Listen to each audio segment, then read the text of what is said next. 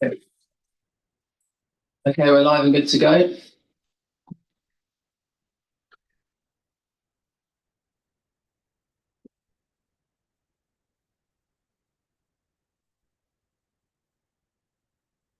Good evening, everyone, and welcome to this meeting of the Windsor Forum on Tuesday, the 13th of May, 2025. My name is Councillor Mark Wilson, and I'll be chairing the meeting. The meeting is being held in person via Zoom and streamed live to the public on YouTube. I remind all attendees that participation in the meeting indicates consent to the audio and video being streamed live and acknowledgement that after the meeting it will continue to be available in the public domain. Firstly, it would be useful if all forum members and officers could introduce themselves so that the public are aware of who is in this meeting and the role they're undertaking. So I'm Councillor Mark Wilson and chairing the meeting. I am Councillor Alison Carpenter. I'm the Ward Councillor for Clear and Dedworth East. I am Steph James, Service Lead for Economic Growth at Windsor Maidenhead. Councillor Wisdom Costa and Ward Councillor for Clear and Dedworth West. Councillor Neil Knowles, Ward Councillor for Whole Windsor, which encompasses the wards. Lawrence Ellis, Democratic Services and Clerk to the Windsor Forum. Councillor Devon Davis, I'm substituting for Councillor METZ. Thank you. And we've got online as well.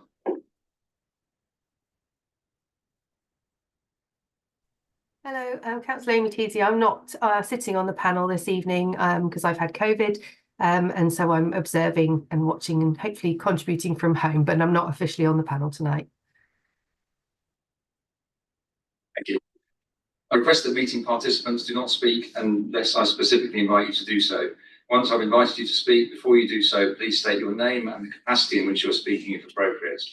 I will also ask officers to speak at appropriate times. If any individual attempts to disrupt the meeting, I am able to use my powers in the Constitution to adjourn the meeting or have the individual removed.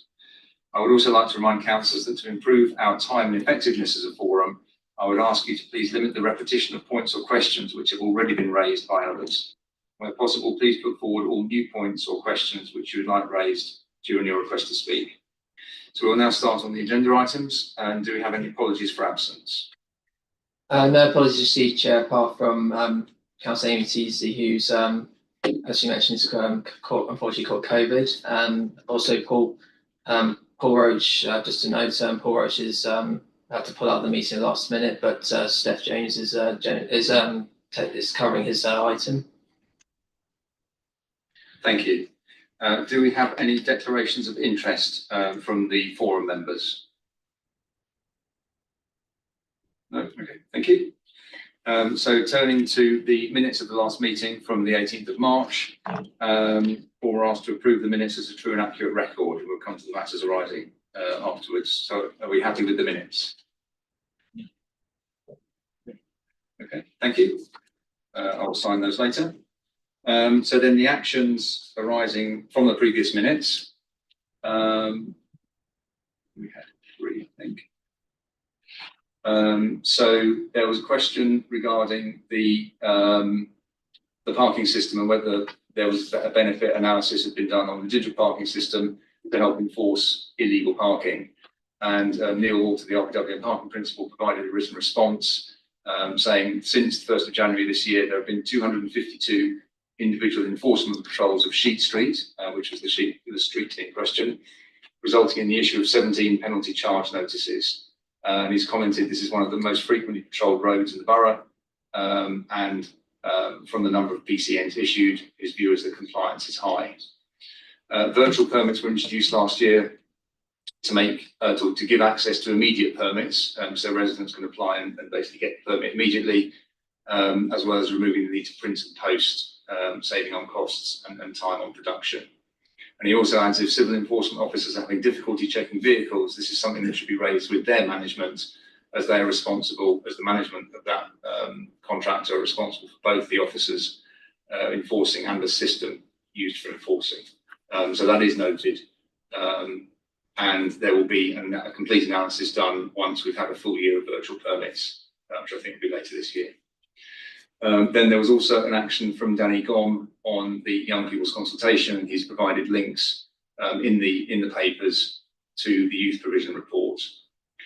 And there was also a question regarding the success of the free swimming lessons at Windsor Leisure Centre, which we're still awaiting a reply from. So we'll come back to that in due course. Okay, so the next item is the Unparished Precept funding proposals. This is a bit of a new item for this forum, and the way I'd like to structure it is that myself and Steph James will give a brief introduction to the item, and then I'd like to invite the panel to ask questions. Then I'd like to invite residents to ask questions and make comments, and then we'll come back to the panel for a debate and ultimately a decision. So this is kind of like a bit of a new model. It's a little bit informal, but it is within the current powers of the Constitution. So just to introduce this, the sort of the background is the budget for the Christmas lights in Windsor, actually, and Windsor and Maidenhead was removed from the budget in 2022.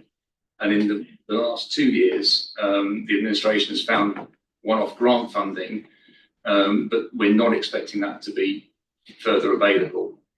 There is also an issue regarding the financial situation of the council, where if we go to government and say, oh yes, we're paying for Christmas lights, is that a statutory requirement? No. So the accountability of the council is a little bit more challenging in this regard. So what the administration have done is that with the incremental unparished precept for Windsor and Maidenhead, so basically the extra 4%, they've effectively carved it out and said to the two forums, okay, here, you take this £20,000, and effectively there's effectively an invitation to say, we don't have a budget for Christmas lights. Are you happy to effectively take this and consider a debate and provide a recommendation for Christmas lights in Windsor and Dedworth? It's a bit of a test case. It's a bit of a pilot. Obviously, I would very much like the Christmas lights, so I'm hoping the panel will approve it.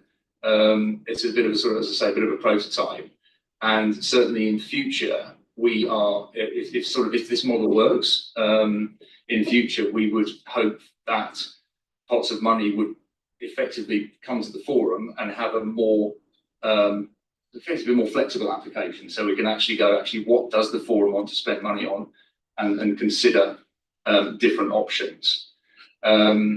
So the intention is that we can create a model whereby the forum can, under the Constitution, recommend back to Cabinet what we would like the unparished precept, potentially future community infrastructure levy or SIL, and potentially further precepts in future to be spent on. So for now, it may feel like it's a little bit of a, well, it's Christmas lights or what, but it's, as I say, it's a bit of a pilot. So what I'd like to do is effectively recommend that, yeah, okay, we've got this money now in our gift. I think the Christmas lights for Pescott Street and Dedworth are of a lot of value to the town. But yeah, happy to kind of have a debate and see what comes out of it.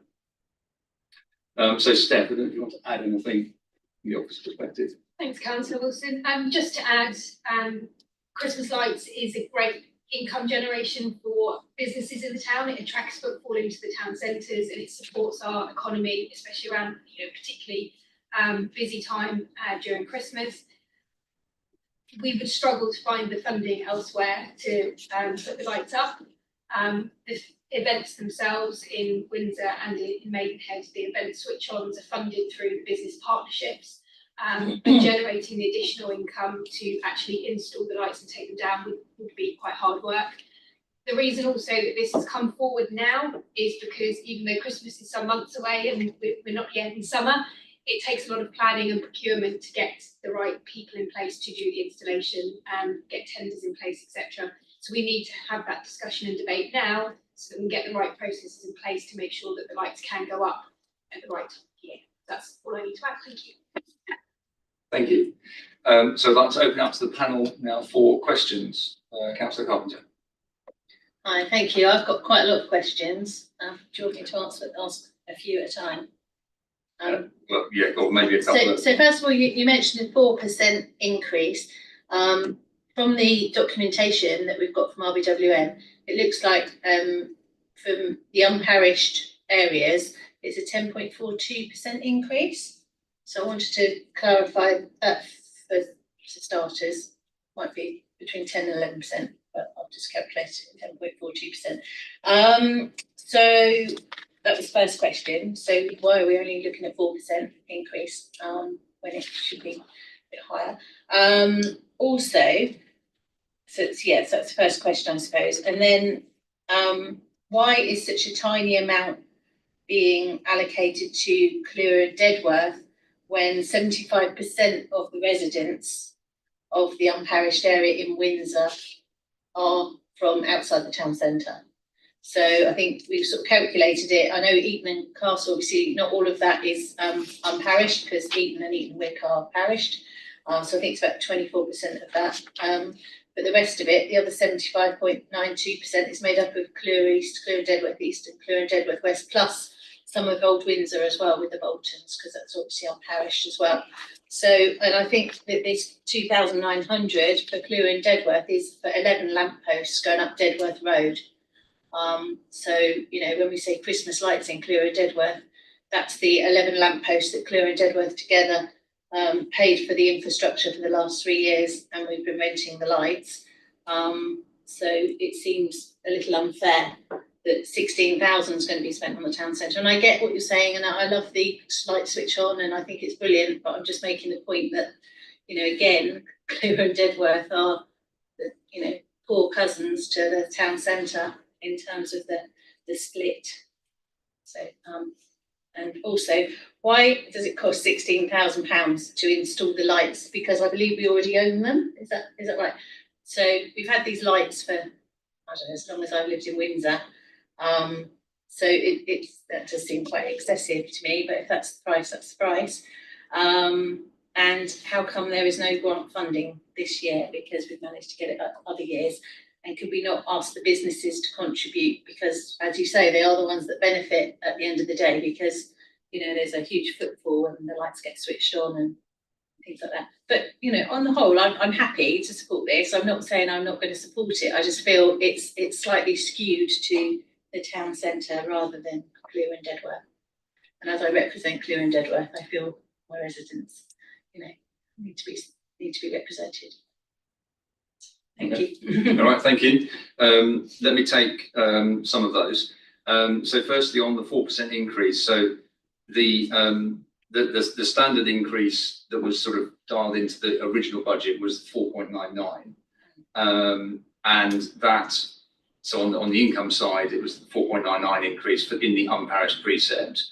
On the cost side, there was then no money available for the Christmas lights. So what we as administration said was, actually, if we take the unparished precept from 4.99 to 8.99, which is in line with the broader council tax increase, then we will effectively create new money, which can be then applied and permanently applied and locked in for the Christmas lights kind of forever going forwards.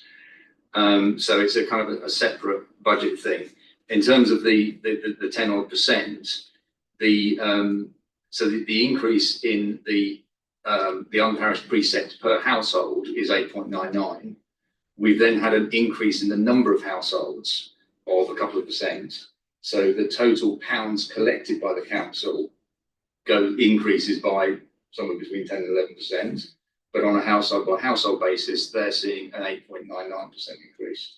So we basically looked at the contribution that extra 4% on this year's number of households gives, and it's £20,345. So that's kind of the number I'm going, okay, the forum has 20,345 as the amount in its remit from this premium. And it's effectively what wasn't already in the budget. Because what was already in the budget has already been allocated in terms of spend, in terms of things like the parks and the highway and all the rest of it. So that's that point. In terms of the Clewer and Dedworth amount, yeah, I agree it's not proportionate, and you know, I very much sympathise and sort of say, yeah, let's have better lights for more of Windsor. it's kind of a partly inherited situation in that these are the Christmas lights we've got. That's basically it. It's the situation we've got. So is there potential to change it now? Not really. Clearly, if someone comes forward and says they're happy to fund more Christmas lights elsewhere, great. I think, that's been quite challenging in the past. So as Steph said, there's an element of timeliness to this in that we would like to get the procurement going quite soon, in which case we can go out to tender to get the best option for the testing and the installation. Yeah, I agree. That was my first thought when I saw it, 16,000 just for testing and installation. However, there's a lot of testing, and especially on Pescod Street, they have the cherry pickers go up, they're attached to both walls. I think we saw one fail last year for a period of time. So, and obviously there needs to be a lot of safety and tolerance in those fixings, because we don't want one of those crowns coming down. What we do want to do is run a procurement process to get the best price for that exercise. And again, the costs are kind of what they are. And sorry, let's do. And Steph, would you be able to come back on the grant funding? Absolutely. So the grant funding that we've managed to access for the past 2 years, the pots don't exist anymore, unfortunately. We're always on the lookout for new pots of money, and the team are always talking to businesses as well to see if they're interested in sponsoring activities. So it's always conversations that we're having. It's just that if we want to secure lights for 2025, we need to start the process now. It may be as the year goes on, we have conversations with businesses and other money comes in, or we identify the sources of money, but to be able to secure for certain this year, it would be useful to have this money allocated. Thank you. I think Councillor Costa is to hand up next. Great, thank you for that. I mean, first thing I want to say that assuming this is approved by the relevant audit committees and in terms of falls in line with our spending given our problems, I absolutely agree with this. Windsor is a major tourist attraction. We want our town to be looking fantastic at all times, and you'd like to be even better, but we'll take what we've got at this moment in time.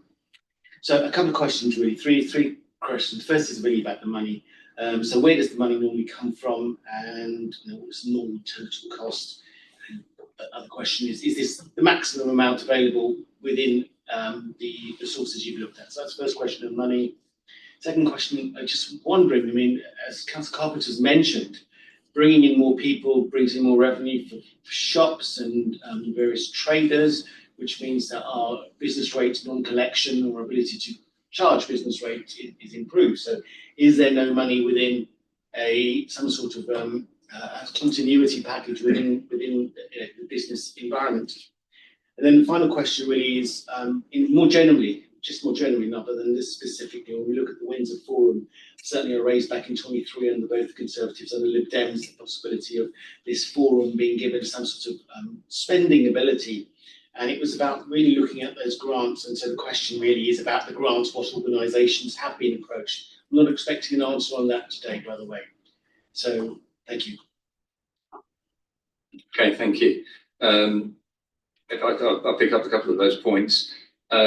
So in terms of where does the money normally come from, I think as we've explained, it was taken out of the budget in 22. And then we've previously found it the last couple of years in terms of one-off grants, which are now no longer there. So that's why we need a kind of a new solution for this year. And in terms of is it the maximum? Well, it's the income has come out of that. It is that 4% on the Precept. So in that sense, that's the kind of the income side of it, fairly well defined. Appreciate the point about more economic growth. Obviously, Steph alluded to that. That's not a direct benefit that we could count as a forum. Yes, we would hope there would be wider benefits, but they kind of get subsumed into other pots. We would hope over time, year on year, we would gradually get more benefit, and that's part of the trying to fuel for growth in that sense. And in terms of other grants, I don't know, maybe Steph can come in as well. Yeah, happy to update you, Councillor De Costa, on grants that we apply to. Happy to update the forum. Perfect, thank you. Thank you. Councillor Davis. Thank you, Chair. So with Windsor Yards area being under new ownership soon, will we like to be extending to that area that's no longer owned by RBWM? Also, the lights could do with a clean, but that's not mentioned in the report. But we do have some volunteer groups in the area now. Would it be possible to schedule volunteer groups to clean the lights at the same time as they're being tested? That's more of a suggestion than a question, but I don't expect to know the answer to that. Also, I think I'd like to take the Councillor Carpenter's idea of the business sponsorship, which is alluding to. I know Eton businesses put on a pretty decent show of, they take some pride in their town centre by decorating their shop fronts and house fronts. I think we as councillors need to encourage businesses to do the same. Again, not a question. Yes, thank you. That's a very good suggestion. Thank you. That's a very good suggestion regarding, what can we potentially do in the town centre? As you say, the Eton shop fronts is quite a theme at Christmas on Eton High Street. Windsor Yards would be because then they're privately run anyway. They would organise their own Christmas lights. I think they do. So this would be separate and only on Prescott Street going forward. I think that's an interesting one. Steph, you got any comments on that? It's certainly something we can pick up with whichever contractor we appoint to do the lights. But yeah, always up for using volunteers to help us get things looking a bit more spick and span. Thank you. Councillor Knowles. Thank you, Chair. I'm really pleased about this. This is moving along with something that's been in the Constitution, certainly since I've been a councillor, and it's the first time. Tentative steps, but it's a start of having control given back, and it's particularly pertinent with some 106 money, CIL becoming available later in the year as well, and it opens the door to do that. And it's a core function of every parish council, believe it or not. It's probably next to dog poo bins and picking up litter in the parish council. The Christmas lights are where you basically make yourself popular or not, but it's a basic feel-good feeling. But I do take the point. Like I said, it's very hard to spread the largesse everywhere, so you kind of have to look where the biggest benefit will be. The elephant in the room is the Windsor ones are looking a little bit tired and worn out, and I'm pretty sure this high cost of testing and installation has got something to do with that. I know when you're chasing grants, trying to pay for them to be up in the first place, it's a diversion. Would this give you more, leeway in time to look for sponsorship, business sponsorship, with the phased replacement, for example? Thank you. No, very good questions. And it's interesting that this is absolutely a core function of the parish councils. Steph, want to comment on that? Absolutely. The Christmas lights I think they were first installed 2012. It might have been a little bit before then even. So they are towards the end of their life. So it certainly is something we need to start considering, is that replacement. And again, hopefully taking the pressure off, finding the money to do the installation, the team can focus on other funding to potentially look at new lights in the future, but also look at other sources of funding, the developments in the town and things like that. So it's certainly something on our radar that at some point we will need new lights in Windsor. Thank you, Chair. Thank you. So any more questions from councillors? Councillor Teasy, any comments? Yeah, thank you. Just I'm pleased to see that we will have Christmas lights, and that we sort of saved Christmas, hooray! But no, it's good because especially having them across Dedworth as well. Obviously, the 11 lampposts, as Councillor Carpenter mentioned, the infrastructure was paid for previously by a community group, and so the amount that's being spent there is purely to put up the ones that have already been put up in the past, or a similar one. So it would be great to see in the future that extended a bit more all the way down the Dedworth Road, and perhaps developing that display a little bit more as the budget allows going forward. But otherwise, I'm very pleased that we can take this first step. So thank you. Thank you. So I'd like to open it up now for residents for questions and comments. Yes, sir.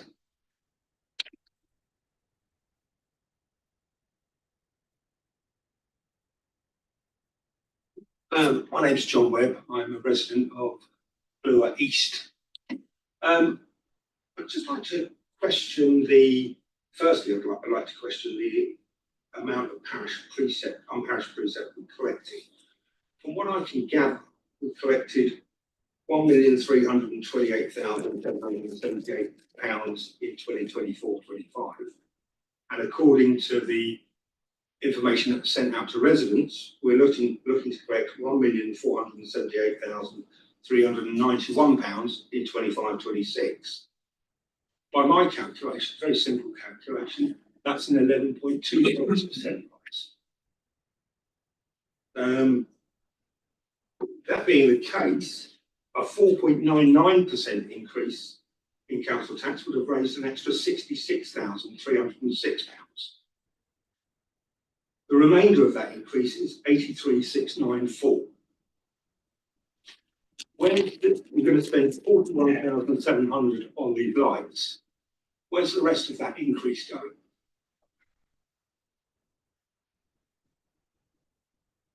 Okay, thank you for your question. I mean, I'm not completely sure on your numbers. What I can just confirm is how we've calculated the 20k. So I recognise the 1478 you've referred to. That is the total unparished precept for Windsor and Maidenhead for 25-26.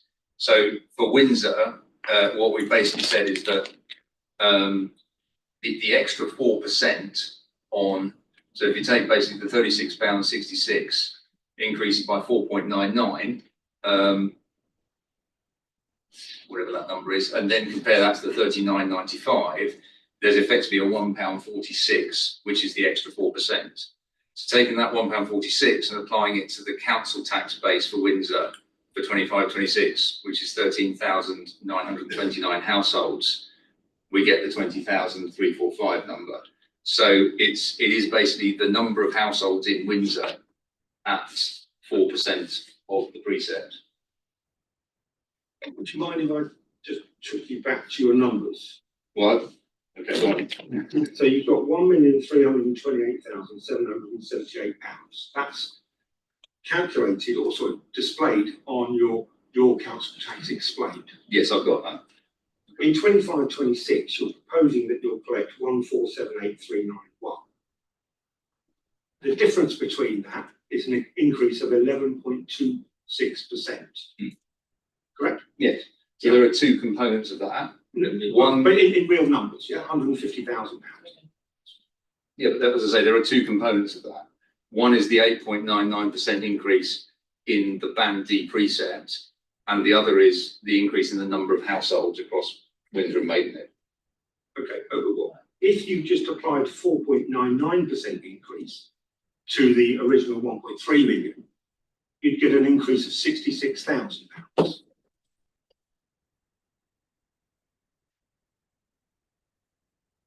We can compare numbers offline. As I say, that includes Maidenhead as well. As I say, the calculation has been basically 4% uplift between the 36.66 and the 39.95 for the Band D council tax at the number of households in Windsor. I'm just talking real numbers. No, but that is a real. Those are real. £150,000. It's 11.26% of the original figure. Yeah, so the 150,000 includes Maidenhead, and includes the increase in the number of houses, and includes the underlying and includes the underlying 4.99%. So we do not have the ability to take the 150,000. We have only been granted out of the budget, out of all the increase, this year's households at 4%. But what I'm saying is the difference is that 4.99% of the original figure. You increase that adds up to 66,000.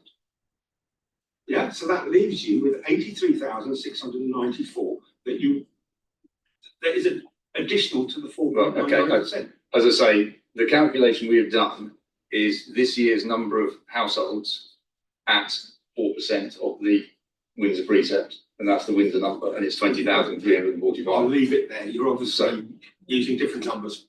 Thanks. Thank you. Any other questions or comments from residents?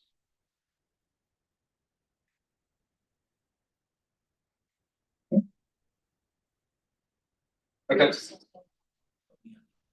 Oh, sorry. Yes. So, sorry. One more from residents. Hello, Haggis and other residents of Windsor. Just to feedback some of the comments looking at the current lights, feedback we had from last year, they were looking very tired. I understand we have what we have, but that's feedback from residents. It was said quite seriously, very tired. We've seen them up for the last 10 or 12 years.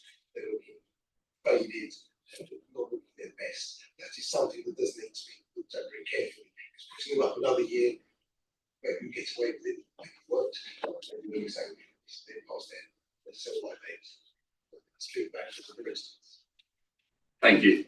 Yes, I think most of us probably agree with that. I would certainly agree with that as well. Whilst they are very grand lights, they are a little bit dirty and a little bit tired.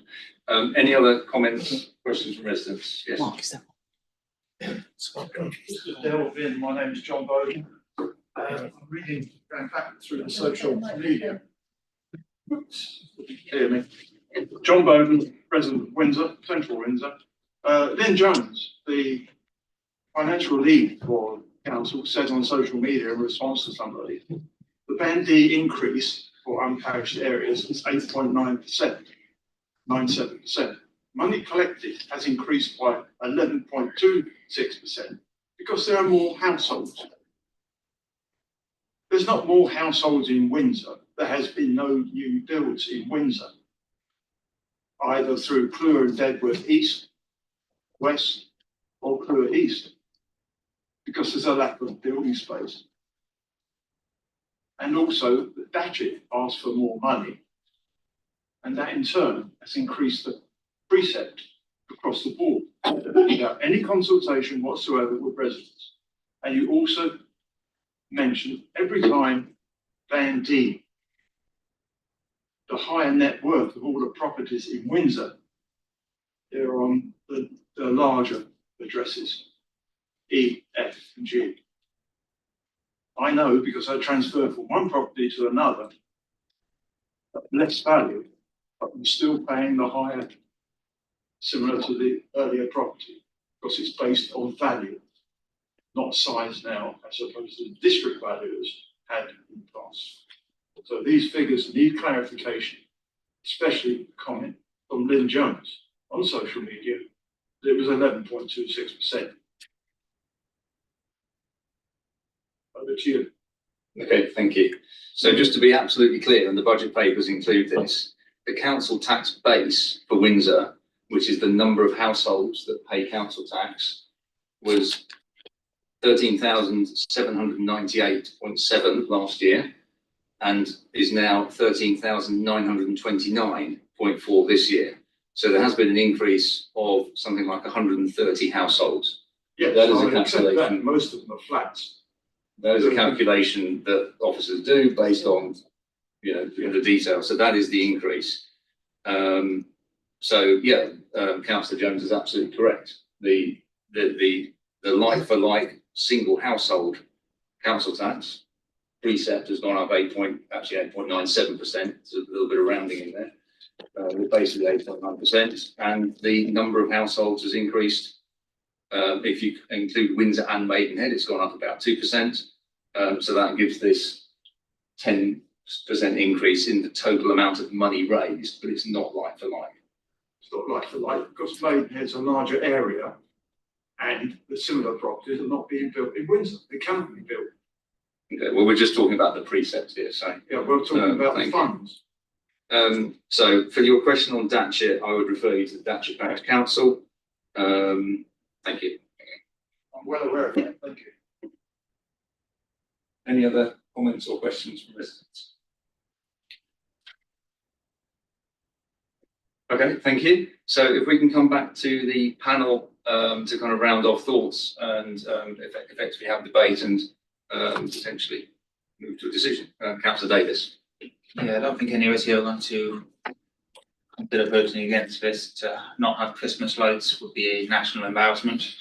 It's a shame that we have to rely on, well, those like accounting tricks to get the same lights as last year, but that's the position we're in. All we do is make the most of what little money there is available. Thank you. Councillor Knowles. Thank you. Yeah, we look like Grinch when we're with them. It'd be bad luck. But yeah, this releases a bit of pressure, doesn't it? And allows officers to start looking at alternatives. I just can't believe with the amount of fractions of business we have around the Royal Borough. You know, every roundabout seems to be sponsored by every man and his dog, and why we can't get sponsorship to replace the lights, it's just beyond me. I think it's a good thing to have them. It'd be even better, as Ian said, if we can replace them with some slightly more sparkly new ones.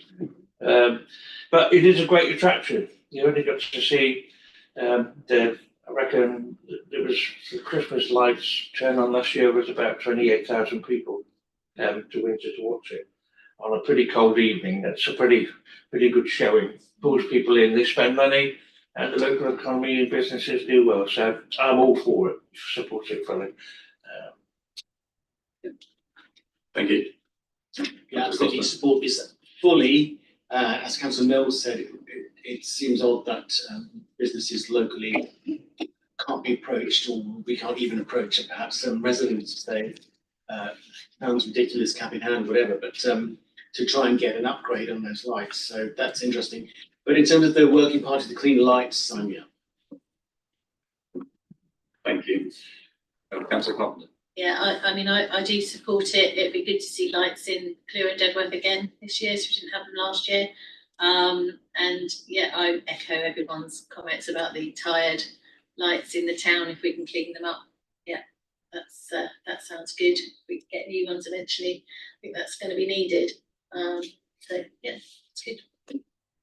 Okay, thank you very much. So what I'd like to propose is that I'll prepare a report to Cabinet saying basically we would we recommend that the Christmas lights proceed as discussed.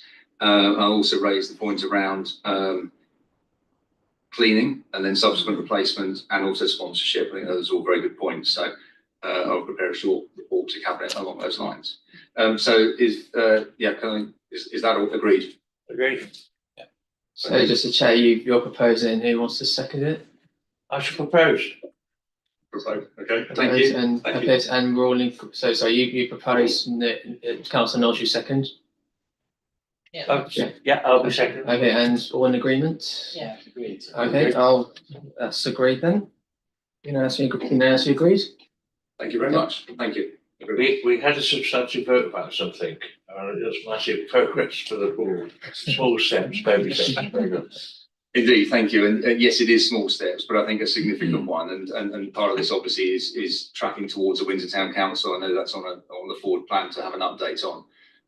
But so yeah, thank you for the consideration of this item.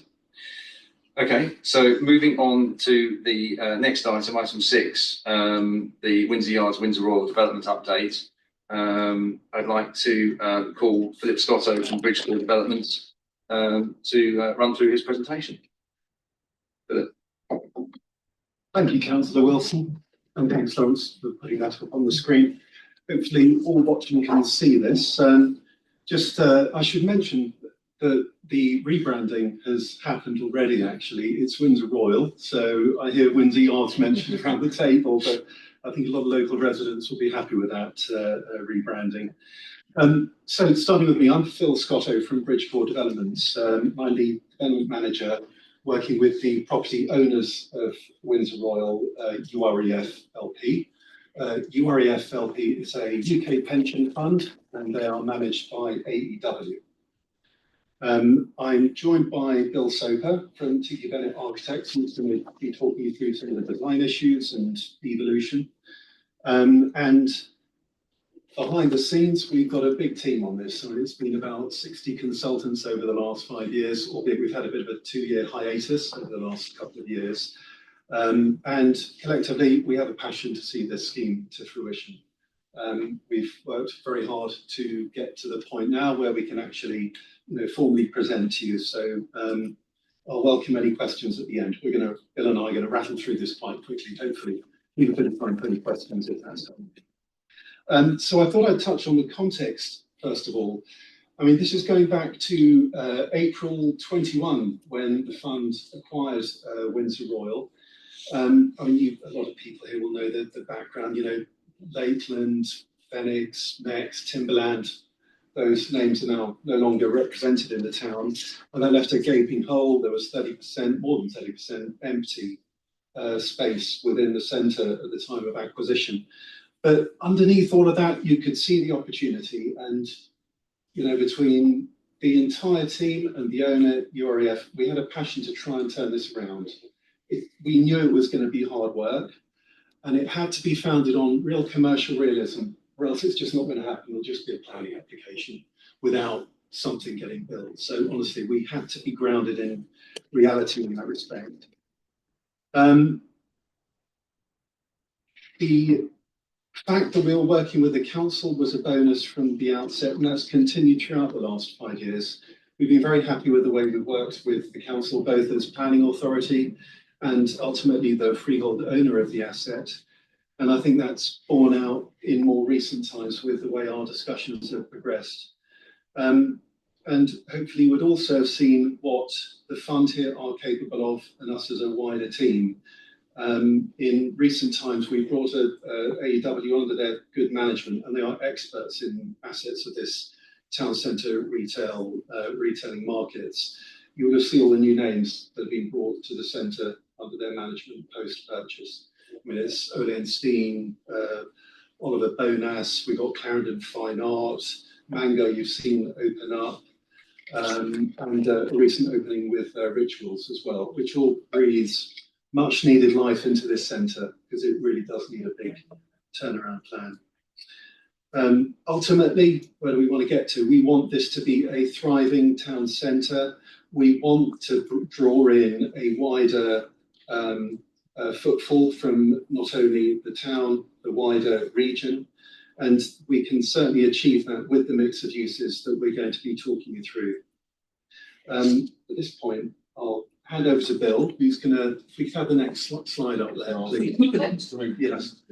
Bill's going to talk you through the master plan that you can see up on the screen now. Hi, I'm Bill Soper at TP Bennett Architects. I've been involved from the outset, to be honest. So I know the scheme intimately now, even the nasty bits underneath the service yard. Moving on, this, I'm going to rattle through very quickly, so if you want to ask questions afterwards. I'll start at the top. That's as you come down from the station. The green going through is the public walkway, thoroughfare, Bridgewater Way.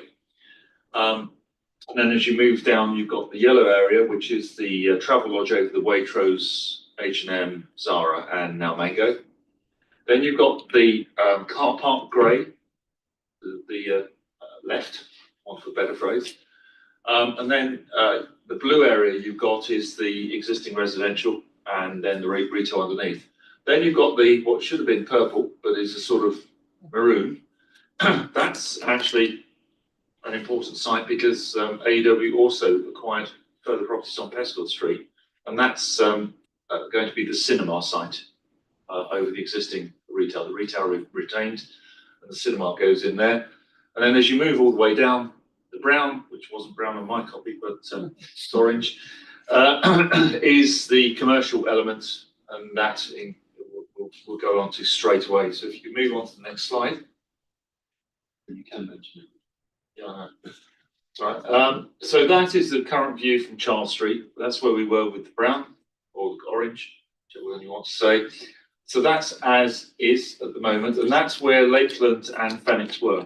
So that whole centre, at the bottom of the centre, was quite dead, for want of a better phrase. If you then move on, what we've got planning for now is this commercial building at the end. So again, it shows the regeneration. It also shows the hiding of the car park entrance, which is retained in the same position. And you can see how it fits into that street, and you can see the building down the end on Goswell Road. Moving on, so that's looking from outside. This is looking from inside. So this is now the new end of the Bridgewater Way, as you go down towards what I would say the bridge over Charles Street. So this is now there, and you can see the commercial element there, and you can see the way we've done this. And I think it's important at this point to touch on the public realm. The public realm is quite important. It's quite drab along there, and the reason it's remained drab for so long is that was the firefighting access for the centre. Part of these proposals now are to take the firefighting through in the service yard and serve upwards from that from vertical points along for fire purposes. What that does is releases us on the Mall to actually create some greening, some seating, and let some of the units spill out that we weren't able, the client wasn't able to do before. So we're going to enliven the whole of Bridgewater Way as it runs through the scheme. So moving on, that's the southern development site, as we call it. This is the corner with Amberley Place going down to Prescott Street. You've got the Jewels on the left. This is the new hotel building, and it's been pre-let to Stay City. So they have signed on the line an agreement to lease. For those of you who know what that is, I'm sure you do. And they are doing that. Part of doing all this and the new tenants coming in is we've got to be very careful that the new tenants coming in don't scupper the intended schemes. So, for example, Rituals, we had to move heaven and earth to move their plant around so they didn't upset the cinema, etc. So there's been a lot of integration and behind the scenes activity to make sure that this can be facilitated and delivered. So that's the corner there, Amberley Way, Bridgewater.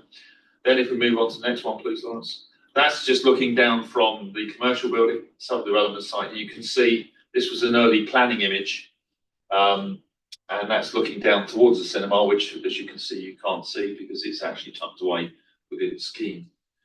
Moving on to the next one, the cinema.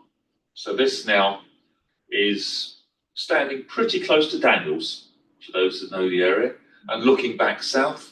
You can see that the hotel building on the corner of Amberley Way is there in the distance. And you can see the existing Costa is going to be retained while we build the cinema over the top. The cinema entrance is a couple of doors down. And this image was generated when it was operator. We now have an agreement for lease with Everyman Cinemas, and they've been part and parcel of developing the scheme throughout. So it is tailored to their offer. And that's all at the first floor level, 4 screens, 380 seats, I think it is. So it's quite a decent cinema. Moving on, then the travel lodge. So what we've done is a modest extension to the travel lodge because they're always full. So that grey portion you can see at the top is the additional floor that has been carefully crafted to make sure it doesn't impinge views of the castle, and also you can't see it heavily from the Thames. So again, that floor goes on. There's only a part floor on this wing, and that's a view from Arthur Road, sorry, close.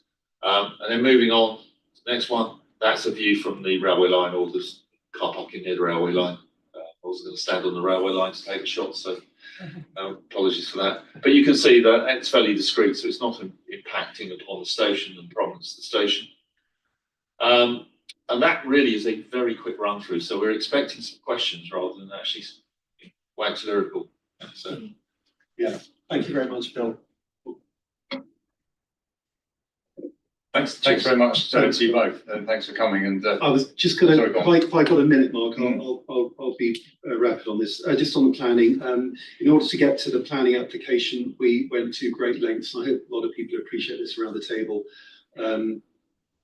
We had 3 pre-application meetings with the council. I think we met with Windsor Society at least twice, I think probably 3 times. We met, presented to the Ward Royal Residents Association, presented to the Eton Town Council. And I think, long story short, we submitted the application in October 2022 after a lot of feedback. We made quite a big change, as you know, after we'd submitted the planning application, but it was unanimously approved at committee in April 23, which I think was testament to all the hard work we all put in, honestly, to try to get the support. And all of that support we got from all of those consultees, obviously a big thank you from all of us to all of the comments back, and particularly the councillors here as well. We've got a big thanks to there as well for your valuable support. So that was pretty critical. And I thought one of the really interesting feedback we included a 2-day exhibition we did in the town centre, attended by 300 people. We did a 5,000 person leaflet drop as well in the town. So a lot of feedback we had on this. And the overwhelming comments were, I would summarise 2 things. Everyone wanted the cinema, not one comment against it. And that was broader. We didn't actually get a single letter of objection from a resident to the planning application. So it just gives you the levels of support that people really want, I think, to see this happen. And in addition to that, we sort of built on that support, and I think that's where how we got to the scheme that Bill's just talked you through. There's a commercial reality to this, which is more important than a lot of things around this whole project, and that is, this was not about getting a planning consent, it was about building something. And this is not just Windsor, it's UK-wide, but there's a real tremendous challenge out there for regeneration projects, because we've had rampant build cost inflation, and assets like this have lost a lot of value in recent years. So you've got this sort of pincer movement going on, which has made it a real challenge. But we came into this forewarned about that. We knew the challenges. And the way we've addressed this is by these pre-lets, because that makes such a massive difference to actually building a project. And signing up, I whooped for joy when we got the Everyman agreement signed. And it took a long time to do it.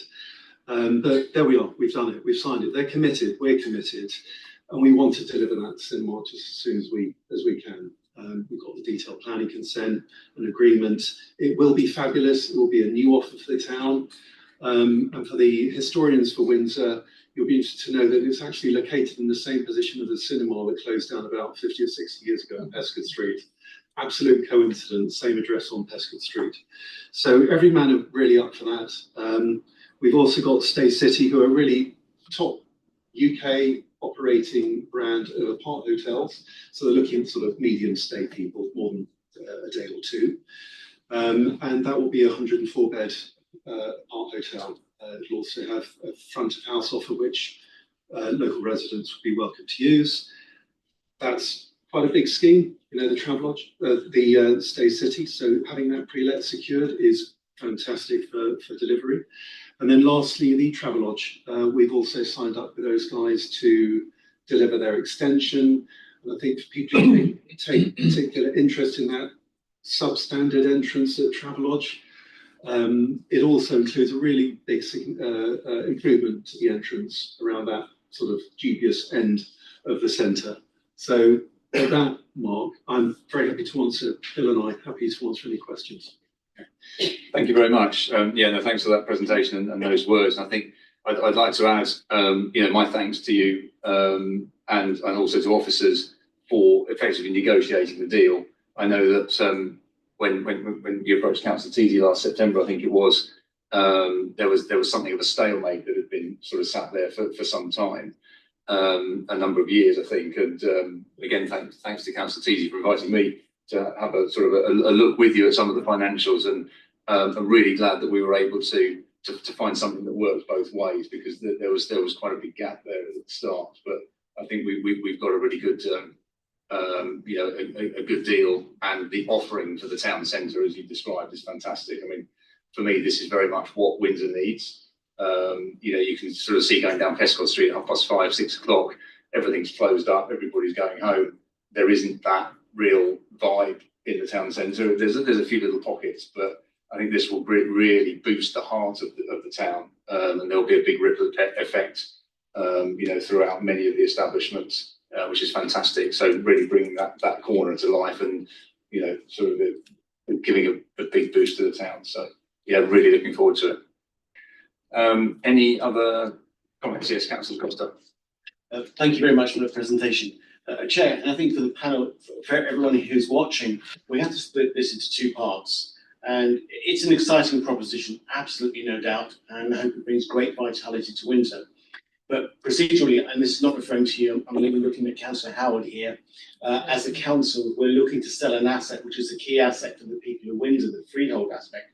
Then Councillor Wilson, we would want some level of scrutiny on this decision. Not here, not now, and I really look for some reassurance that this is going to happen. It's something that the Independent Alliance, Councillor Carpenter, myself, and Buckley have sought, because such a big decision has to be scrutinised, and it has to be publicly scrutinised to make sure that we're all getting value for money. Yes, thank you. Absolutely. No, I completely agree.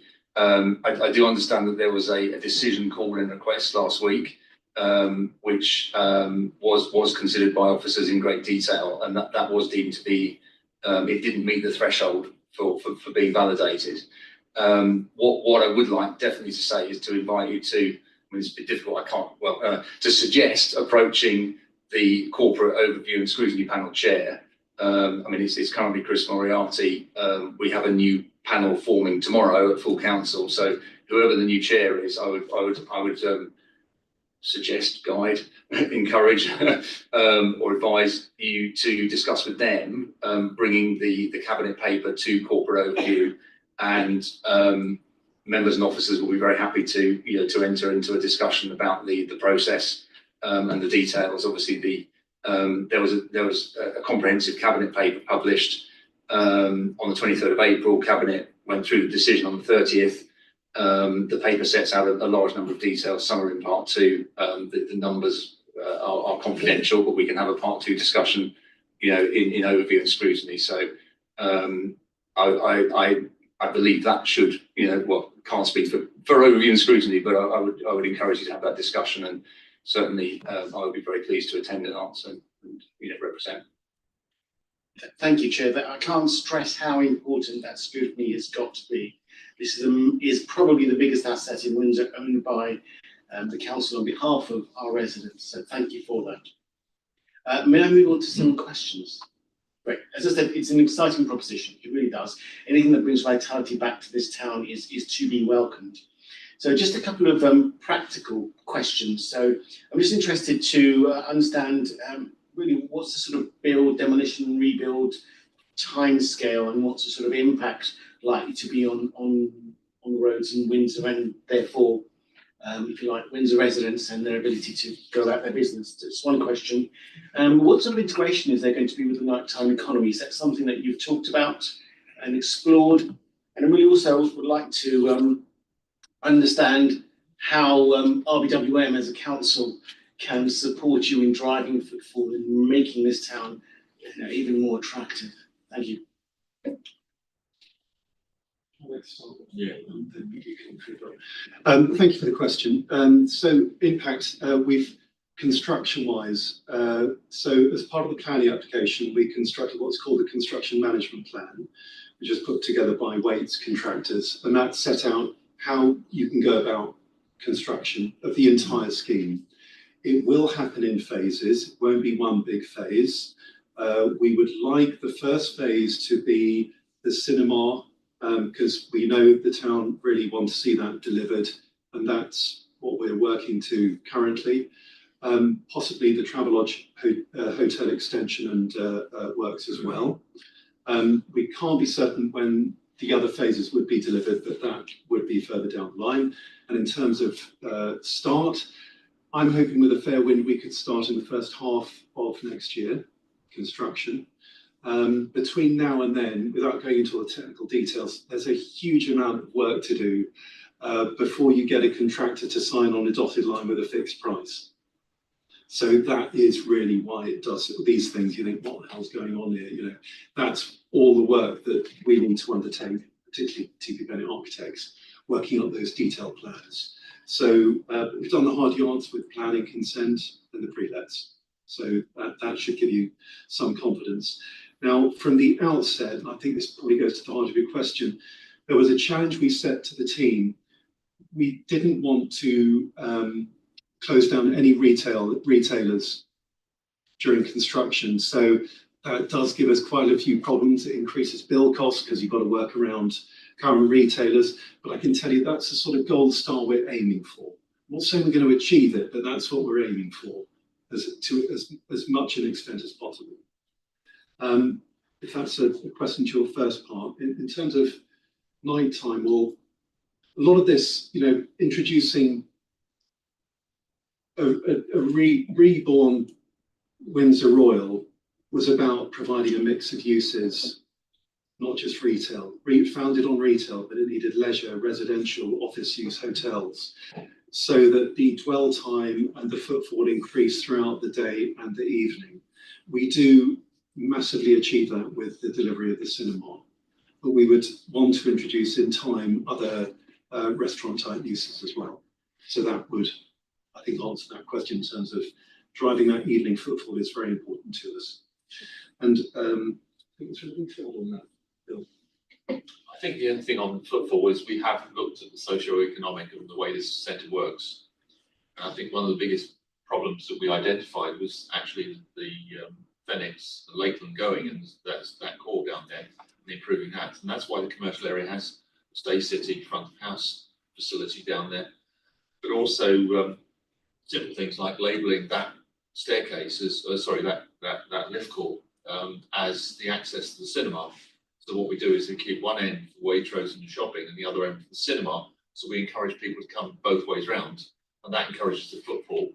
And as part of that, with the cinema adjacent to that, there are opportunities for restaurants, which again are in strategic positions. We're not just going for restaurants here and everywhere, we're in strategic positions to actually work that footfall, and so that they're on the way to there, so they stop before the cinema or after the cinema, etc., just to improve that. So there's a lot more thinking behind it than that. And in terms of just mark-off science, simple one is that there's an awful lot of empty, vacant storage stuff down in the basement from Lakeland and Phoenix and Next and others. So we do have quite a lot of holding facilities down there. So those trucks will be controlled, damped down, whatever. So then when they go out into local roads, I think it will be controlled. And I think they can sit there. They're not going to be sitting outside residents' doors with the engines running first thing in the morning. They're going to be sitting in a service yard, disturbing nobody. And Chair, if I may, just as a supplementary, in terms of timings, are you going to be framing the timings so that they're away from Panto season, switching on lights, somebody getting married at Newcastle? I'll answer that one. I'll answer that one. We're also currently looking at one of the other properties on 10th Street, which shines the lights on the tower for Christmas. We couldn't get in there until January, the third week in January, to get on and do work. So we are pretty switched on as to what we need to avoid and what needs to carry on in the town, and that will be written into the contract documents to make sure we don't disturb special events on those occasions, because it's fundamental to Windsor, and it's fundamental to our client as well, because he's still got to run a retail centre during those periods. He wants a footfall, he wants people in there. Thank you. Yes, Councillor. Thank you, Chair. Great plan. I think it's needed, but my questions are three.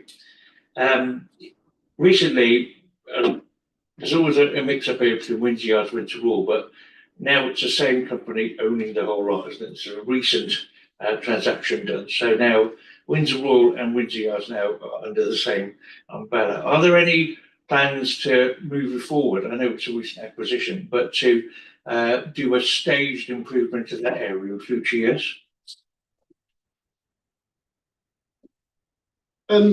Yes, indeed. I mean, in terms of the Windsor Royal Station, it's listed. So the initiatives for that end are more around mix of retailers and introducing other uses into the concourse area. Beyond that, I wouldn't want to. There's not. That's really the business plan around the shopping centre there. The second one, if I may, is up behind, on the level behind the shops at the bottom end. There's a number, I forget how many, I counted it the other day, then I looked around, of accommodation flats, apartments. They're not endangered at all by this scheme, are they? Absolutely not. We've got a very good relationship with the tenants. So there are around 22 apartments there, and they will continue to be used for residential. The planning application that we submitted did include adding a couple of residential units in there. And the intention in the medium term is to undertake a sort of rolling refurbishment of those units, which honestly they do need to quite urgent in some cases. And the last one, it's the elephant in the room.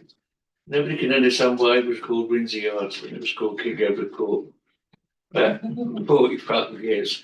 So I wish you'd have reviewed that. I think most people are smiling now at the same thing because nearly everybody in Windsor still calls it King Edward Court. So.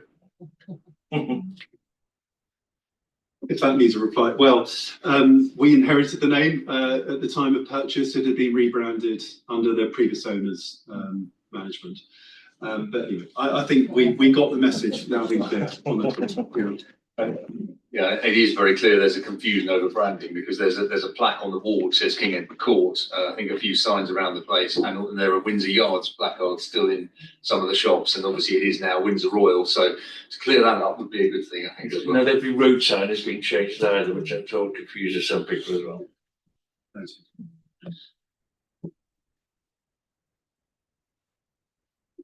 Great. Any other comments or questions?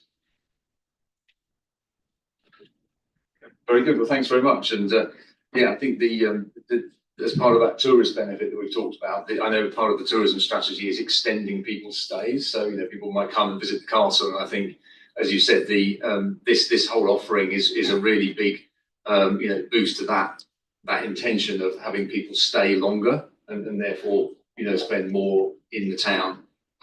So yeah, I think and also it's something for younger people to do, and we've heard a lot from residents, what is there for young people to do? Well, this is introducing a little bit more interest in the town centre. So yeah, extremely positive, and look forward to it starting. All right, very good. Thanks very much. Any from the public, maybe? Any comments from the public? I would say that the previous invitation was to everybody. So here we go. Okay.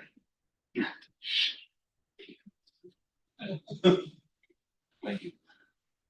Hello, Teresa Haggard, and I am part of Windsor and Eton Society. And we did do an awful lot of work with you, and it's good to see that voice was heard. One of the other bits that I'd like to see is if you changed any of the fascias that were sort of agreed on, or is none of it's happened that way? None whatsoever at the moment. I can't say that we won't be coming back to you, but we'll, that's fine. We'll do something. Yeah. If we have to change something for whatever reason, then we'll come back to you as we have discussed before. That's great. And the other one is, can I just ask, are you changing the lift that goes up by the station, by the travel lodge rather? Yeah. That is the pits. Sorry, a technical term.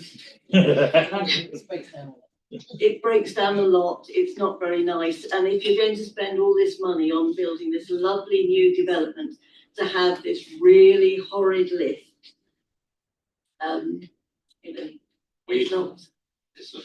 it's not at that level of detail at the moment, but no. I think when we pull the travel lodge entrance out, so we get rid of that nasty dead end, and therefore the entrance comes forward, there's some sort of passive supervision, and then also the public realm works around there. Brilliant. Then I think that's just my plea, because it's one of those places where so many people get fed up of, they won't go up further, they won't go down, they won't go round because of that bit. And it would be such a shame to lose the beautiful new development to the sticking point being the accessibility to some people. So, sorry, that's my 5 minutes. But thank you for the invite we've had and all the visits we've had with you about it. It'd be nice to actually be able to sign it off eventually, because I do an update for the Windsor and Eton Society with all the planning applications, and this one sits on the bottom going agreed but not signed, or no letter yet on the side. So it'd be quite nice for that when that I can say it's done.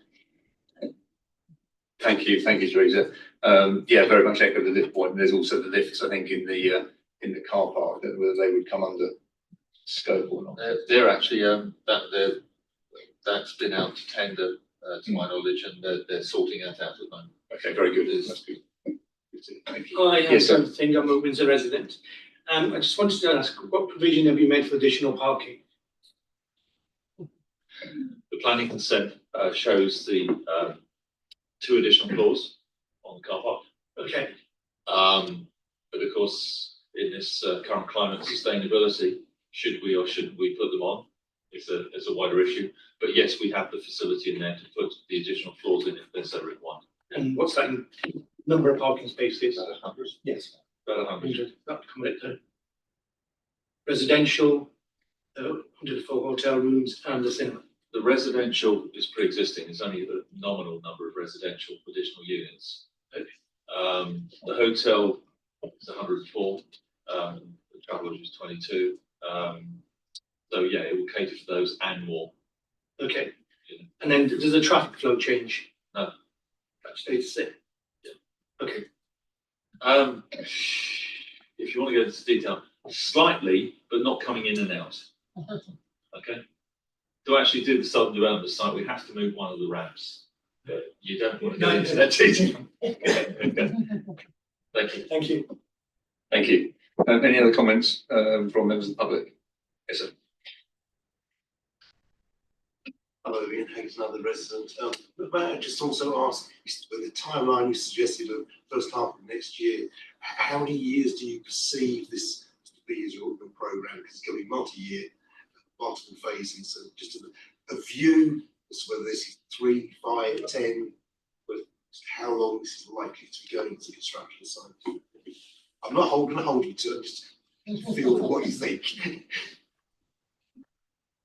It will be years, but the actual construction works for each of the projects, because we're reusing as much existing structure as possible. We're putting about 30% less CO2 out there as a result of that by retaining significant basement, all the basement structures that go down to the service road. So the actual construction periods are fairly quick for each element. And we would expect the cinema to be delivered within 12 months. I mean, less than 12 months. And for the larger elements, the Stay City, I'm just talking about the build programme here, okay? That would be under 20 months for delivery. I hope that gives you a bit of an idea as to how long these things take. But like I say, we're looking at Travelodge and cinema as phase 1. I would expect both those elements to be completely to practical completion finished within 12 months from the start on site. Thank you. Yes, sir.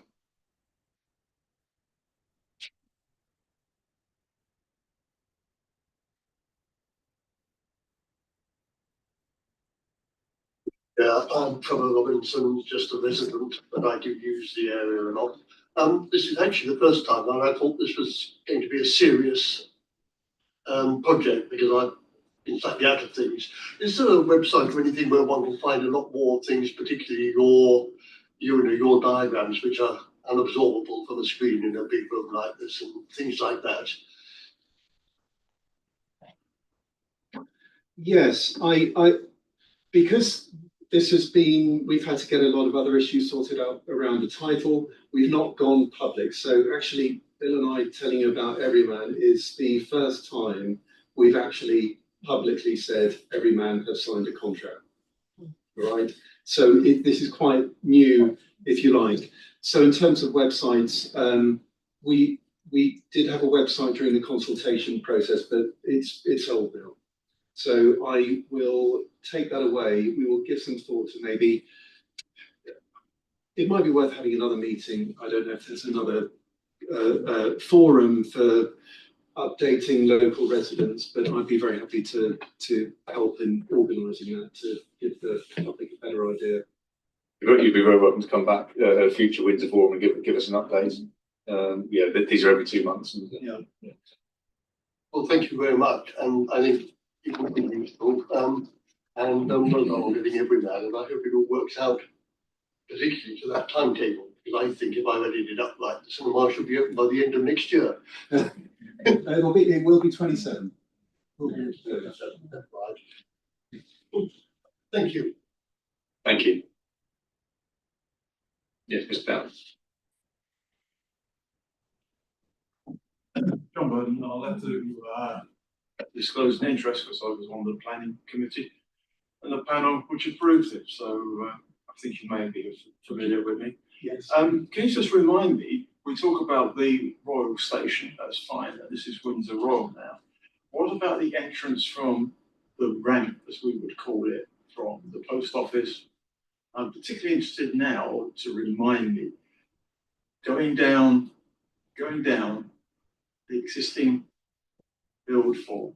Next, then was a hairdresser shop, which is your property, but the corner, which was a jeweller's, that's not your property, or is it now? I think Bill can help with some answers here, but thank you very much. I remember very well meeting you at the centre management offices, I think it was, a few years ago. That's listed, the former Ellis Jones. It's known as Unit 1, and it's always been part of the ownership. But it was excluded from the planning application for obvious reasons. We didn't want to touch, a listed building. And actually, I think the owners might be announcing a tenant for that building fairly soon. Fine. I don't need the confidential pieces. And on the left-hand side, as you're going down, you've got the Art Foundation shop, right? Then you've got steps going up to some offices up there, and the Ryman's building. Is that yours, or again, it's not yours? I understand. It's not yours. That's Assembly Place. So it's just going to be the ramp up. That corner going down from Jeweller's. The Jeweller's is going down, going along to Superdry. It's not in ownership. And Superdry and River are. And that's why I'm aware of the rest of the sorry, that's okay. I'm just reminding people that they think that and that is going to be in it, but unfortunately it's not the much. Okay, good. Councillor Teasy wants to say something. Oh, thank you, Lawrence. Yes, Councillor Teasy. Thank you. Just to reiterate the comments you've made about it being fantastic to really have got this going again after a bit of a hiatus. I think, like many people as a resident, I was sort of wondering, was it ever going to happen? And it's really positive that we've started to move things forward. I'm absolutely thrilled to hear the timeline as well, that we could be able to go and watch a film in a lovely Everyman cinema within not too long space of time. And I sort of jokingly said at one point that it's the biggest development in Windsor since the castle, but I think we can't underestimate what a massive impact this should have on our town. And I hope it will start a chain reaction of other businesses and people wanting to come in and really give us a boost for residents and visitors. So very excited. Thank you. Thank you very much. Any other comments or questions from the room? Okay, great, thanks very much. So moving on now to item 7. Very pleased to welcome representatives from Windsor and Eton Pride, Steve, Fiona and Graham. If you're ready to do your presentation, over to you. Give me 1 second. I'm trying to do IT things. Certainly, no problem at all.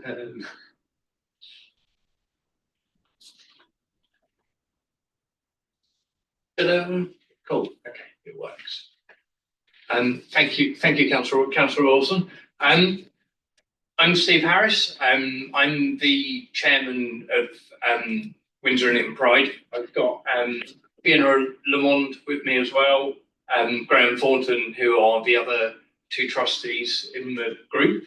And we've got Windsor's first Pride, which is going to be happening in 9 weeks and 3. Well, it's single figures, that's the problem.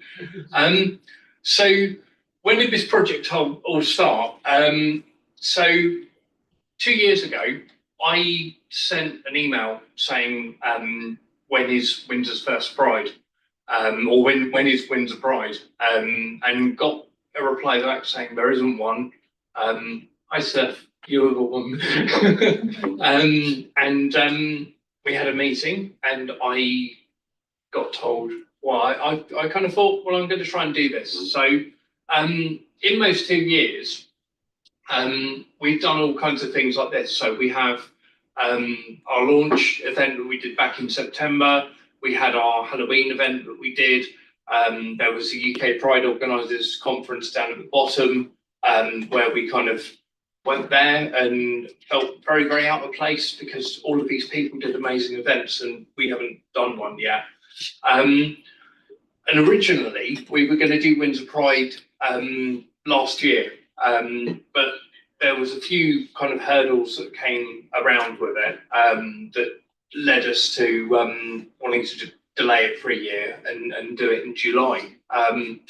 So one of them was I had an email from someone saying I don't feel safe in my town, and there was certain reasons on there, you know, with people making comments to them and things like that. And it was like, well, why? And this is a member of the trans community, which is kind of in the news at the moment quite a lot because of certain things. And we decided that we were going to make this safe space scheme. And we've got loads and loads of local shops, schools, libraries, everything, nightclubs, sign up to this. And this is basically like, if you think of like restaurants, this is like a Michelin star rating for restaurants, but it's to say that we don't tolerate certain types of behaviour and things like that. And we didn't know how this was going to work. We didn't know how this was going to happen. But all the people that we wanted to sign up to it, this is what it looks like. And that's just some of the shops in the town centre, some of the schools, various different places. And this is actually an old slide. There's a lot more than this now. And we wanted to demonstrate that, you know, the town is a safe space and we've created it. So that kind of gave us the groundings to go and plan what we're doing this kind of year. You're on there, Alison. Hello. And this was our kick-off meeting that we had January time, where it was kind of like, let's form plans for everything and get the ball rolling. And that's only some of the committee which are there. That's yeah, there's probably about another 10 or so people, I would say.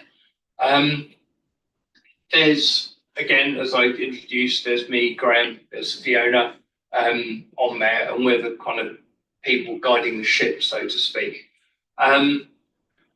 Now, in terms of the date that we're doing, and we'll go through like the actual plans that we're doing with it and all of the mitigations we've done, so it doesn't kind of impact the town's, you know, something.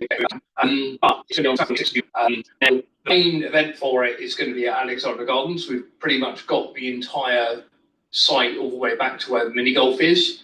But the other very interesting thing with this, and this is testament to the fact that we've delayed it for a year, is the Crown Estate have given us permission to do our Pride March on the Long Walk. There's never been a Pride March or anything like this on any Crown Estate property, and we have people from Crown Estate London coming to it. All of their Pride committees are coming to it, and it's going to be pretty awesome.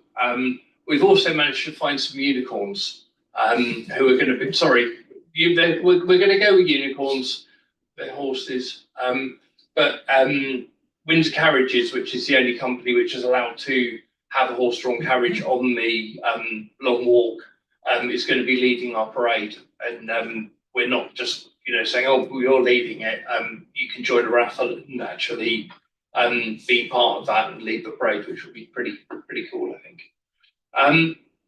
So with the parade, it's going to go up the Long Walk, turn left by the pub that's up there, go through the town centre, down just before the theatre. It's going to turn left, go down that small hill that's by the Real Greek, past the river, and then it's going to arrive in Alexandra Gardens. Just to point out, with the 26th of July, that's one of Windsor's busiest days. because it's the first Saturday of the summer holidays. So it's going to be quite a spectacle, I think. And then when it gets to Alexandra Gardens, that's where we're going to do the Pride event. Now, what we've got planned for this, we've split Alexandra Gardens up into 3 areas. There's the main stage area, which is going to be where the bandstand is. There's the Pride Village and bars and catering and things like that in the middle. And then on the left-hand side, we've got the community zone. And again, with that, it's all about the actual community of Windsor, and it's not just an LGBT QIA plus event, it's an event for everyone. So from disabilities to ethnicities to age, it is for everyone.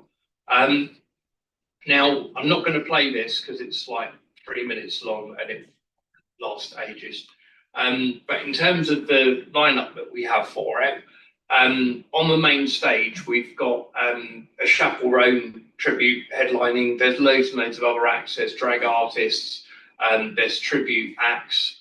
On the community stage as well, when we opened up the opportunities to perform at Pride, there was so many applications that came through on email, and it was really, really painful sending me an email to say, sorry, you haven't made it this year, because it took about a week to click send, because I felt really bad.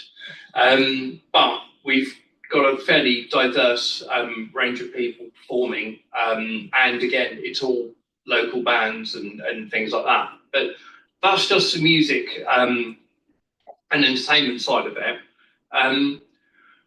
We've also got the community zone. So in the community zone, we have the cinema and talks area, which is going to be, first of all, it's got a film. I'll talk about that in a second, but it's also got talks from various different people about various different subjects. There's someone from Windsor Castle coming down, and there's a few other bits and pieces. We've got the karaoke lounge. Again, with that, it's all about, making an idiot of yourself and singing songs badly. So everyone is welcome. And the other thing which I thought is quite amusing about the community zone as well, we've got a replica Hot Fuzz car. So if anyone's seen the film Hot Fuzz, we've got a replica car with replica policemen for it, which we've put next door to Thames Valley Police. So there might be some amusing social media posts with that. Saying about cinema and talks, Tim, this is something that's quite amazing. Notice Productions, who are a local film group, youth film group, are making a film for us called Drag Through Time, and it got the attention of a certain famous actor called Ian McKellen, who thought it was awesome what they're doing, and actually came to Windsor and has agreed and filmed scenes for this film that they're going to be premiering at Pride. And I've seen bits of it, and it's beautiful. Yeah, I'll come on to this because I've got a short video to show this. With the Pride Village as well, the stalls that we've got on there, and again, there is a lot more on this. It's a big mix of crafts, local charities, groups, food, things like Fudge Kitchen are on there. And again, it's one of these things where you'll go to it and you'll discover stuff that's pretty cool. And again, in theme with the town, I think one of the things with Windsor is it portrays kind of a slightly more upmarket thing with it. It's not so much word you use, plastic fantastic. It's not plastic fantastic. So things like the craft sellers and stuff like that, we have actually handpicked from all the applications that we've had. We haven't just gone, yeah, you want a stall? Here, have a stall. We've actually seen what they're doing. Is it any good? And does it represent what we're about? And in terms of the Pride Village, I think we've got 1 or 2 stalls free. So if you do want to apply for one, be really, really quick because you're not going to get one otherwise. And then finally, oh yeah, I've just realised I've skipped a slide. That's why you didn't see the Ian McKellen video. In terms of what we're doing, we've had quite a lot of media attention with bits and pieces. I mean, we've been quite brutal with like the actual social media stuff we've been doing and made it interesting and fun, and people are engaging with it. And in terms of coverage, we've had everything from a hot breakfast are involved, are interested in doing stuff with us. We had an article in the Sunday Times? Yeah, Sunday Times, which was this week. We've had BBC Radio have been really, really interested in, and Jacob, who's from Latest Productions, has been on BBC Radio pretty much for the south of England on the LGBT show that they have on there. I've also been on there as well and been interviewed and talked about it. And there's this massive buzz of stuff going around with all of it. It's quite humbling. And when you see kind of the people who've registered for tickets and stuff like that, it's already in 4 figures, which is pretty cool. This is a video of Ian McKellen. I will literally, there you go. We have Ian McKellen, who is sitting there on Jacob's sofa, having scenes from a film being made. So if you want to actually look at it, go on our social media, have a look on there. So yeah.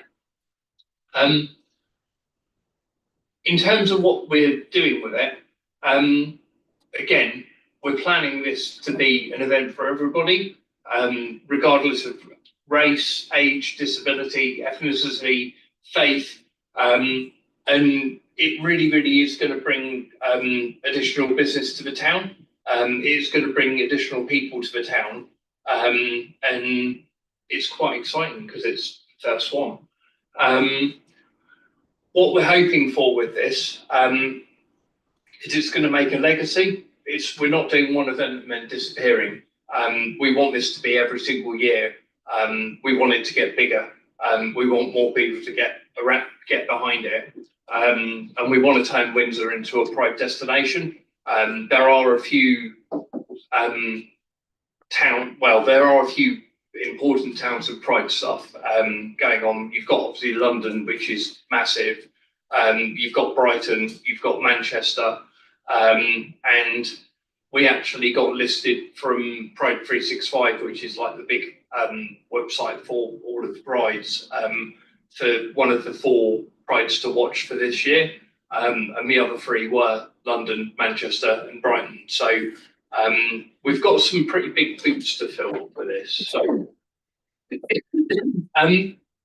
now, in terms of, like I said, this is for everybody. It will go a bit quicker, please. The whole thing of the event, it's going to be an educational event for everyone. People are going to learn from it. It's not just the LGBT demographic. It's for everyone to come down and enjoy themselves and create something from it. It's not going to be a group of people in a park dressing inappropriately and things like that. There's a lot of perceptions that we've had on social media of that people have opinions of what happens at Pride, and it really, really isn't going to be like that. Honestly, come down, see for yourselves. The tickets for it are free. You know, just please come down. It will be great. The other thing with it as well, a couple of things actually. We're not having any council money for doing this. We know the trouble that the council's in, and we really think what we're doing is going to help all of that because it's going to get a lot of interest to the town. We're also going to minimise the disruption to the residents. We've put loads of stuff with road closures and traffic planning and things like that. And ultimately, we are going to respect the site at Alexandra Gardens and return it to what it was like when we finished using it, not like it looks like someone's just done Tough Mudder in there. Yeah. Going through a few of those things. First of all, we've got a noise management plan in place for everything. What we've done is put certain big objects on the site so that things like the sound isn't going to go towards like the retirement home that's in the corner. There's going to be some big buses that are kind of blocking noise going that way. And also as well, in terms of sound systems, we're using fairly advanced things where you have things like line array systems where you can target the audio so that it stays as much within the space rather than it firing across the river and going over to Eton and things like that. So there's that. We've also got the car parking issue. There's going to be loads and loads of people turning up for Pride. So what we've done is we've spoken to Windsor Boys School and they're going to be doing our car park for us. So we're not going to disrupt the parking spaces which are in short supply in the town. We're going to keep it away from that. And also not disrupt loads of traffic going through the town as well. So there's that option. And then in terms of the build for the sign, the green areas are going to be where we retain access to Alexandra Gardens on these days, so people can still do their dog walking and visit the wheel and things like that. So on the site build day on Friday, the areas in green are going to be available and the areas in red are going to be where we're building stuff to go on the site. On the Saturday, there's still going to be public access to the wheel. I've got the same problem as you. That's meant to be red, not brown. Yeah, there'll still be access to the wheel for public, but we have pretty much got the whole of Alexandra Gardens for the site. And then for the clean up and getting rid of what we've got on there, it's great. So that's going to be the what's available on the Sunday when we're doing the clean up, and then on the Monday everything's going to be back to normal and restored to how it was. And then finally, just saying we are going to restore Alexandra Gardens to what it was. We're doing lots of things for sustainability as well. So we have stuff like if we're using generators, they're not going to be using like polluting fuel and stuff like that. Actually, the generators are battery operated. Yeah. So we have that.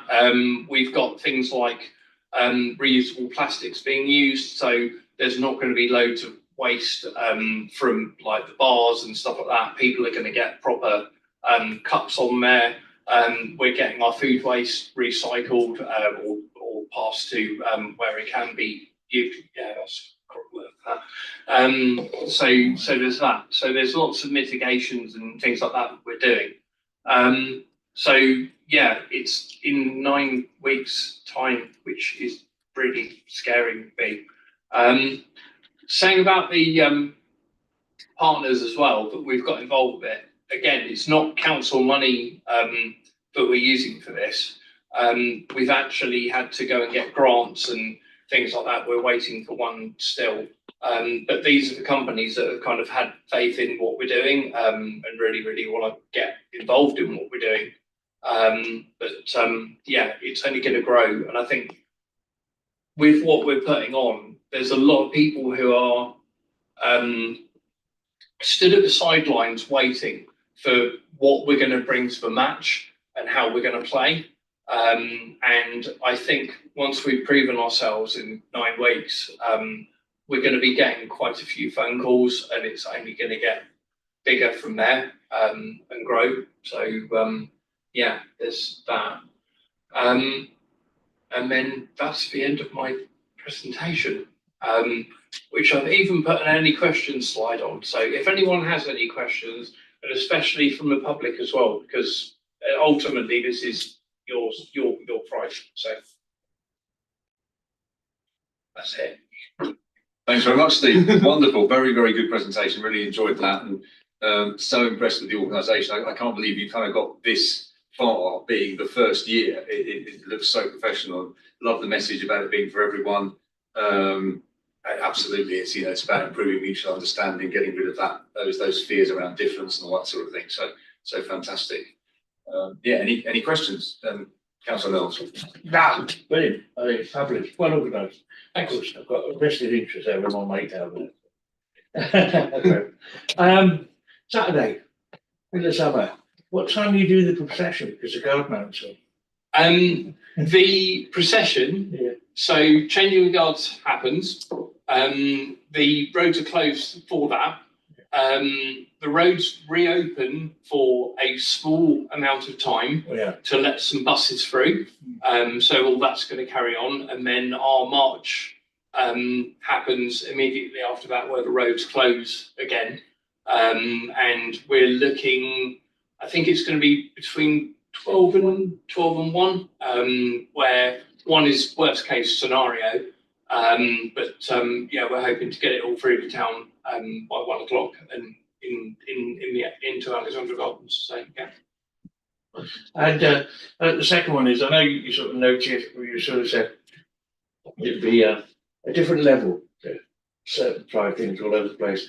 And when I was a soldier, I was quite often on Queen's Lifeguard when the first prides went past, which we certainly enjoyed because it was an education for a young chap.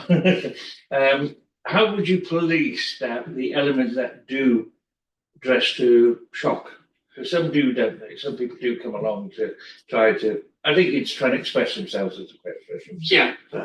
So with our social media and messaging that's gone out to people, we are very much I'll go back to an email that I got sent, which was actually from I think it was the British Naturist group, and it caused alarm bells to ring. And immediately I kind of replied back to it and said, no, you cannot do that. This is a family event. Please obey the swimsuit rule, which is, people keep decent to a swimsuit level.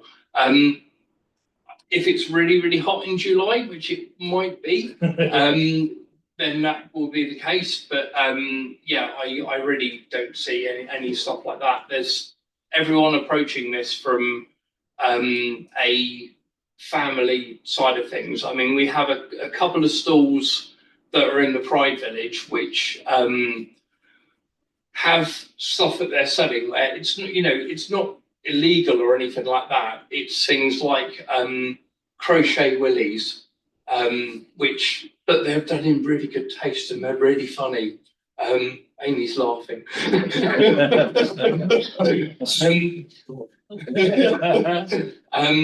I've seen some of the stuff that people are doing for it, and it just looks awesome and a lot of fun. So yeah. But I suppose you'd have some stewarding around anyway, wouldn't you? Just encourage people to follow the rules.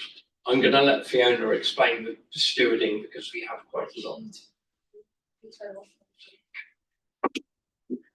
Thank you for the question. It's really important that we all understand about the quality and the professionalism that we're applying in terms of how we are managing this. In relation to the site rules, we will have them displayed prior through our social media, but we'll also have them displayed as you enter.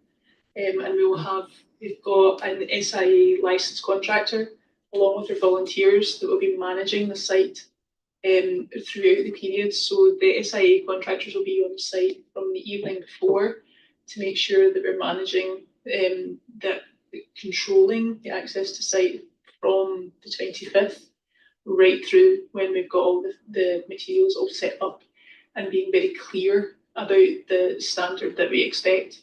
We are delivering an event for the communities of Windsor and Eton at the standard that you would expect from an event for the communities of Windsor and Eton, and we are absolutely committed to doing that properly.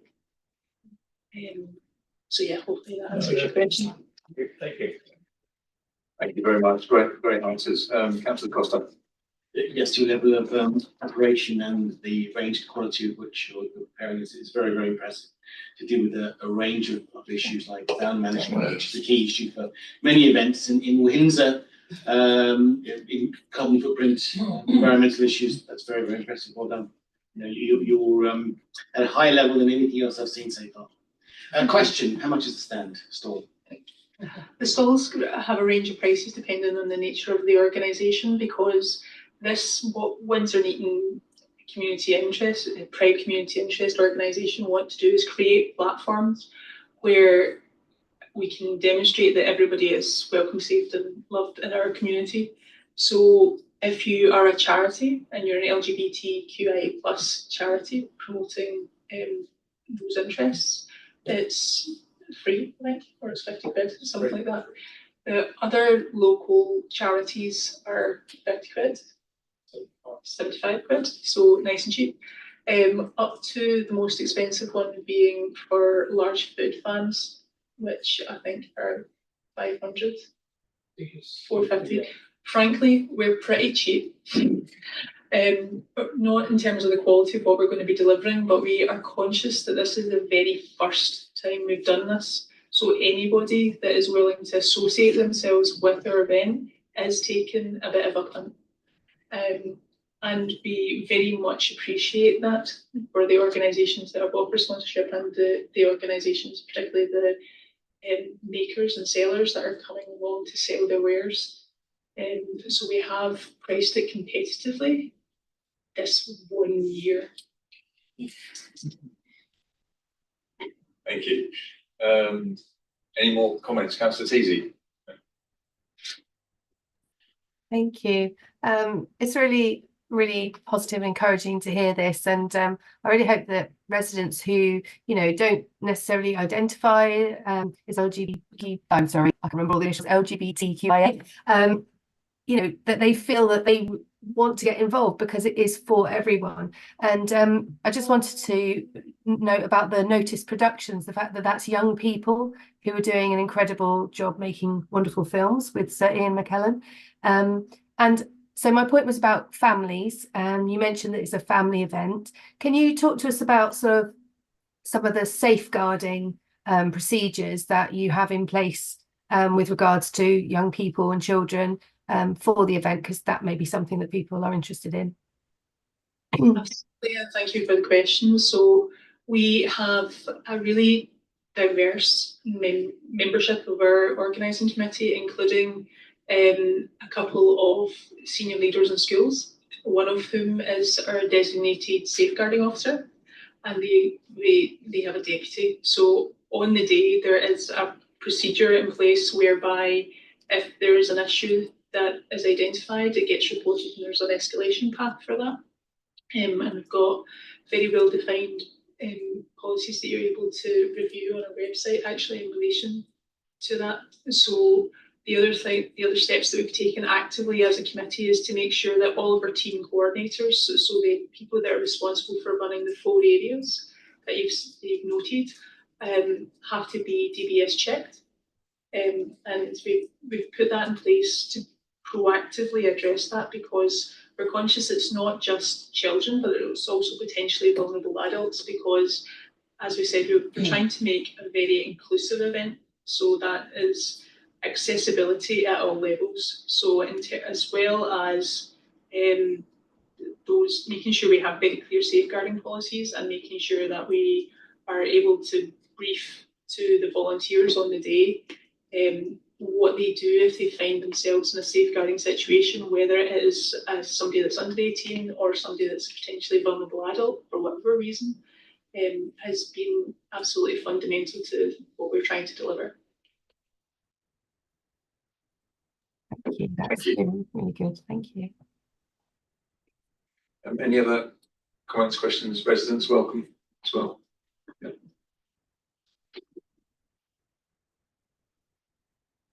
This all sounds great, and I look forward to seeing it all.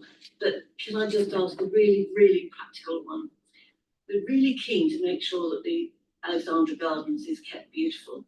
But on your plan, some of the things seem to be under the trees on that. What about where you parking some of these big vehicles? Are they, is there something that will protect the ground for that? So that's a really good question. And what we're going to do is any of the large vehicles that when we're talking about double-decker buses and stuff like that, they're going to be positioned on the concrete hard standing, so there's no detriment to any of the softer turfed areas. The village area, to try to minimise the degradation to the grass, as I know that's quite a forethought in a lot of people's minds, we're putting down matting on it. So that not only protects the ground, but it also enhances accessibility for wheelchairs, people with mobility aids, etc. And with Wix as one of our partners, we've also turned around and they're also going to give us a lot of grass seed if there is any detriment to the land, so we can replenish it afterwards. As far as the trees are concerned, nothing's going to be in the way of the trees. We're actually making those a focal point of the ground as well, so that we're celebrating not only the diversity of the local community, but also diversity of nature and how much this area means to our community. So the 2 trees that are there are actually focal points and dedicated areas within our plan.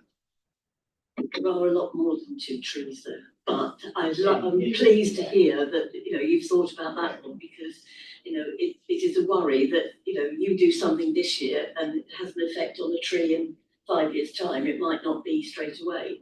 So it's that bit of making sure that we're not leaving a legacy for the town later. And I say this on all the things that are going on in the things, not just the... And just to speak about that as well, we have the route plan or routes map of Alexandra Gardens, so we know which areas that we need to avoid. So yeah. Thanks very much. Yeah, Councillor Compton. Thank you. So I've been involved as a minor member on the committee, but it's a great presentation and looking forward to the day. It's been a great experience working with you all, and it's been very organised. So yeah, I don't think there'll be anything that you've missed. I think it's great. So I'm looking forward to attending on the 26th of July. Everyone get your ticket.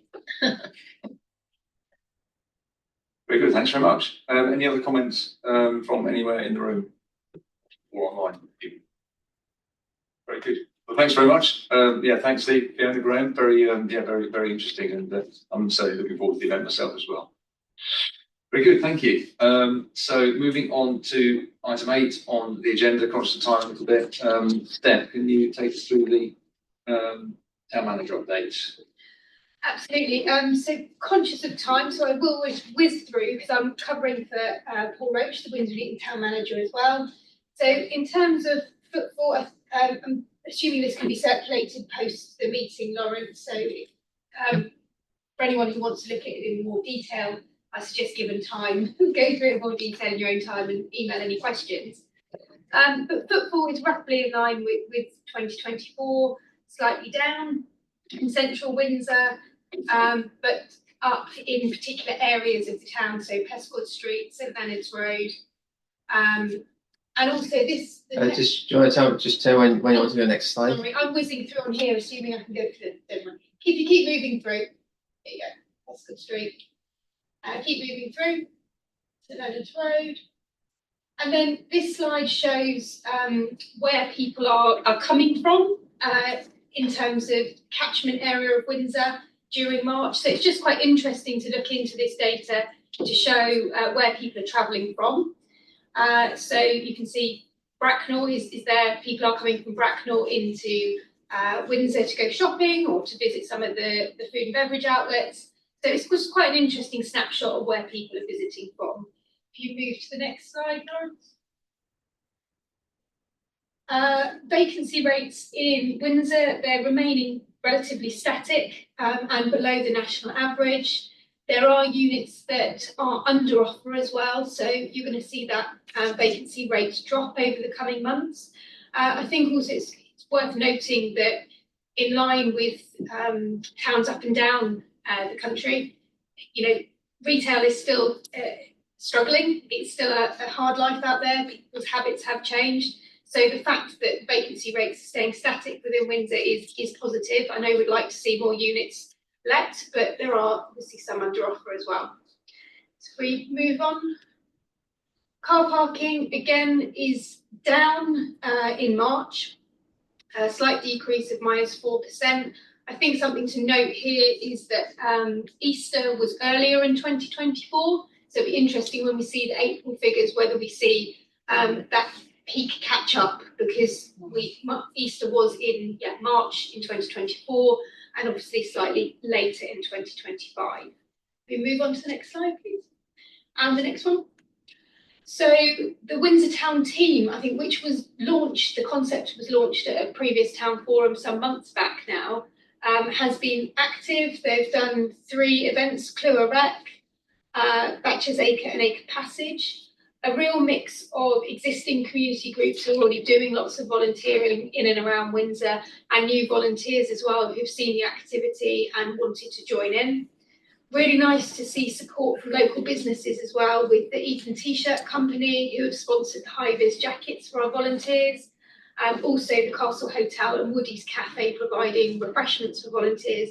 Again, really nice to see members of the public plus local businesses getting together to improve their town centre. Not just Windsor Town Centre, but also further out into Dedworth. Next slide, please. So here's some images just from some of the clear-ups. So next slide as well. There we go. So fancy new high-vis jackets, sponsored wonderfully by the Eton T-shirt company. Next slide. And here's some highlights of events that are coming up. Got Windsor Horse Show starting this week, followed quite quickly on by the Eton Arts Week. I won't go through everything, but again, got Windsor Pride up there. We had a fantastic presentation from the team, but lots of activity coming up in and around Windsor in the coming months.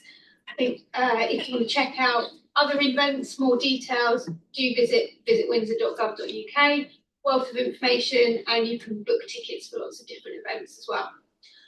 So I think that is it from me. Happy to take questions. If I can't answer them, I will field them and make sure Paul lets me know. So yeah, any questions? Thanks very much, Steph. Yeah, happy to open up.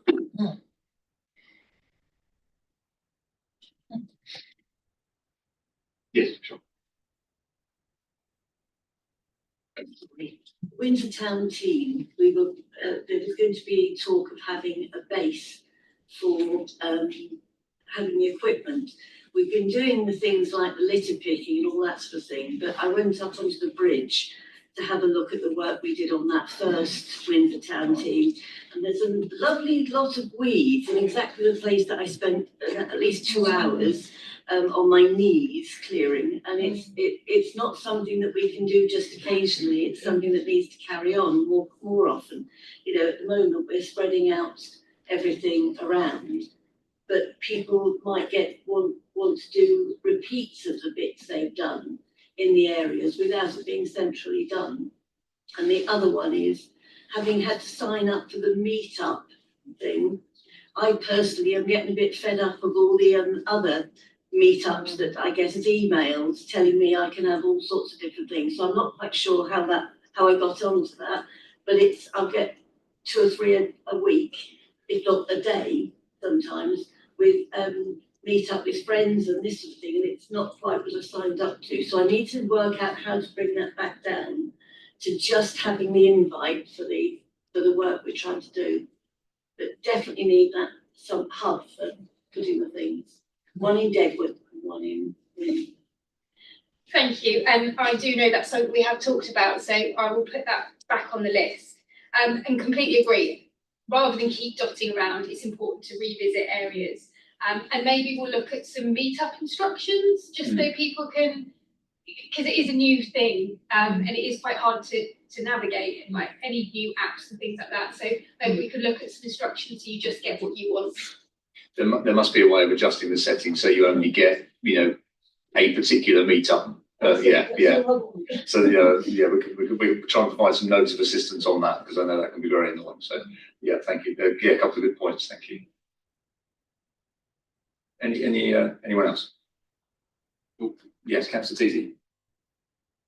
Hello. Yes, I think in West Windsor and Dedworth, some kit was going to be hopefully stored in an unused sort of cupboard at Woody's at the cafe there. But I think Paul had mentioned about needing to find a base in the town, and that's something that probably still just needs to be worked through.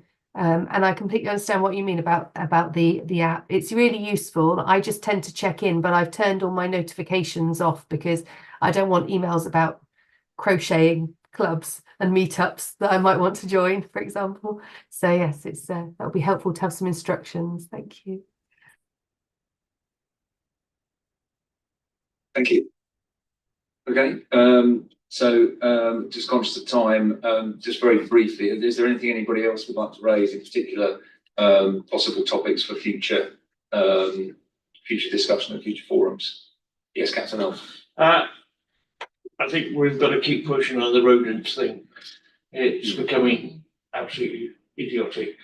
Arriving back at 10 o'clock last week and walking down through Windsor Yards as I came around on Pascoe Street, 2 huge specimens just ambled past me.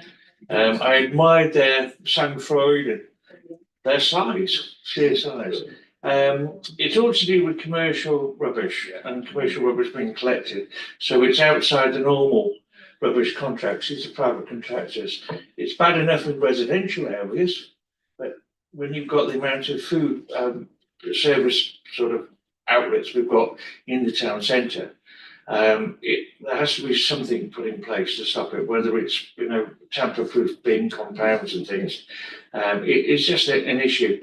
And I think, and they're also spreading wider than the town centre now, aren't they? Pretty much in every street there's something knocking around. Yeah. I'm disgusted. It's almost like Victorian sanitation at times. And in the 21st century, we shouldn't have it. And the other point, to approach with the police, it's a hot topic going around the place. But I went out the other evening to all the moped food delivery drivers who congregate around the top of Windsor Royal Station on the junction there. I just did a quick check, and out of 10 mopeds there, 2 of them had an MOT. There's a problem with jurisdiction, because if they're on the road, then our traffic enforcement, our parking enforcement could deal with them. The minute you're on a pavement, it moves off to a different area altogether. So I think and I've spoken to the police about this, but I think something we can push forward with the police and say, look, you've got to do something to stop them. I know the problem always comes if you move them off from one area, they'll go somewhere else. It's a modern plague, if you like, but there is quite substantial evidence around that some of the drivers are subcontracted and may not even have, in some cases, the right to work in the UK. They're being exploited as well, which is an appalling thing as well. But it's a nuisance, and it's getting worse in the evenings now. We've had the plague of Ubers parked on every street corner, and now we've got mopeds. What next, I wonder? I think it's a good thing to bring forward. Perhaps with Paul to do some investigating with the police team about it, about what to do. Yes, thank you, Neil. No, 2 very good points. I completely agree on both counts. Just taking the latter one first, this is something that I did have a discussion with Paul about a month or so ago, and I know he's liaising with parking officers about what we can do with enforcement. And I know this was on social media recently as well. So I'll pick that up again with Paul and with the police. And maybe we can sort of see how that might fit into a future forum, but we clearly need more action quicker than that. So that's absolutely something that from a ward council point of view, we're on to. And just on the rodents point, again, completely agree with you there. You may have missed it, but there was a picture from the town team where a number of us did, when we were doing Bachelor's Avon, a number of us went up to the Acre Passage area, and we cleared a lot of shrubbery and found a huge rat's nest where rats had been reported.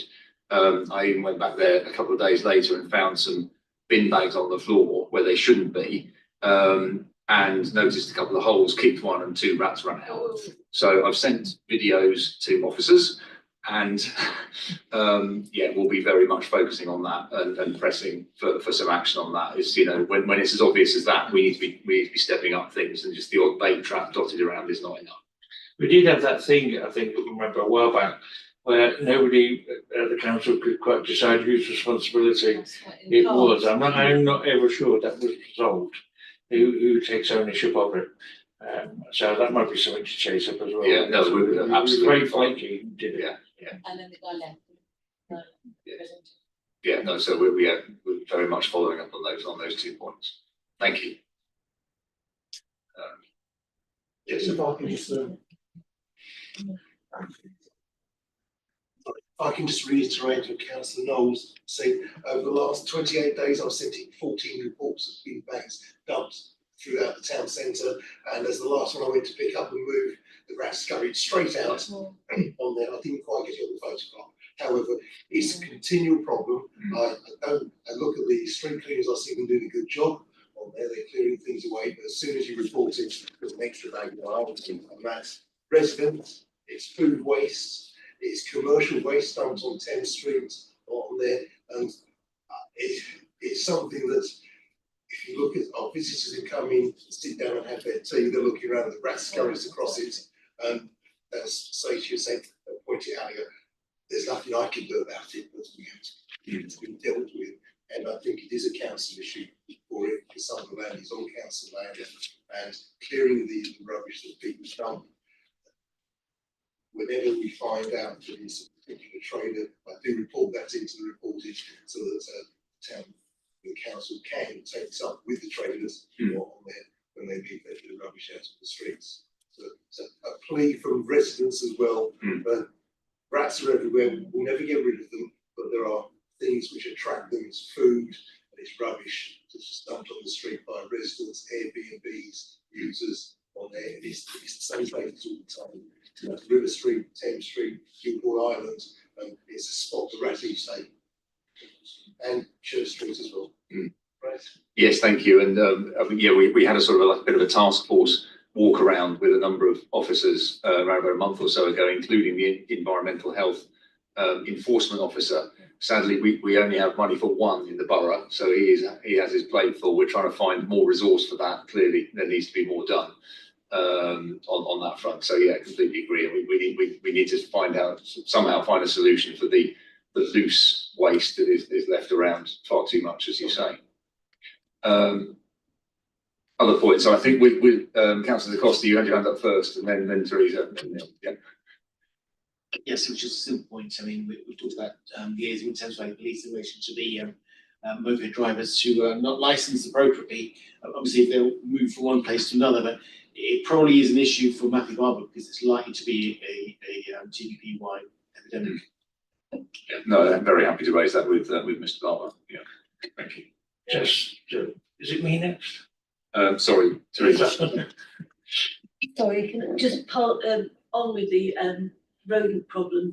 One of the issues that I'm finding when we write in about planning applications, the bin provision is not good enough for some of these commercial premises that have been converted into accommodation. A lot of them become B&Bs, and they have rubbish that needs getting rid of on Monday, Tuesday, Wednesday, Thursday, Friday, whatever. And bin collection day is only a certain day, and they have been told to put their rubbish out on the street. So unless that becomes a planning issue that can be dealt with, that will continue to make things worse. Yeah, thank you. No, that's a good point. That's definitely something we've observed. There's some challenges there, but that's something we need to get a grip of. So, Councillor Knowles. Forward plan suggestion, one of the unassigned ones is the leasing of Alexander Gardens and Windsor Parks. I think if we brought it to July's meeting, it would be timely when other stuff was negotiated for the great Windsor Fun Fair during the winter. And while the damage caused by the last event is quite fresh in people's mind and it hasn't sprung back to life perfectly, I think there's as you said, it's in there because there is a bigger debate about this, about the cost benefit of these things and whether we're making sufficient money to account for the inconvenience and for the mess. So I think that's a worthwhile debate. I think everybody would agree. Maybe July meeting maybe is a good one. Yeah. No, absolutely. Yeah, would agree with that. Because potentially good timing. Yeah, Mr. Wood.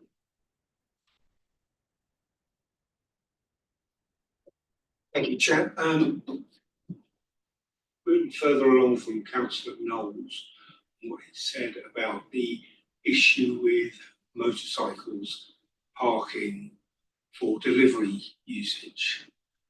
He mentioned that we're likely to just move the issue onto another area. Would it be prudent for the council to make provision for these motorcyclists in the same way you make provision for taxi ranks, etc., rather than keep moving them on, finding reasons to, you know, they've got a business to yeah. You might even be able to license it. Yes, thank you. That was something that Paul Roach and I definitely, you know, we discussed that a month or so ago, as I say. And one of the one of his points was, as you say, they are serving, you know, businesses and residents by moving food from businesses to residents in a lot of cases. So yeah, we're looking, in that sense, we're looking for a solution. And I would agree a reserved area that is an appropriate area would be a good solution. So that's yeah, that's something that's in progress. Okay.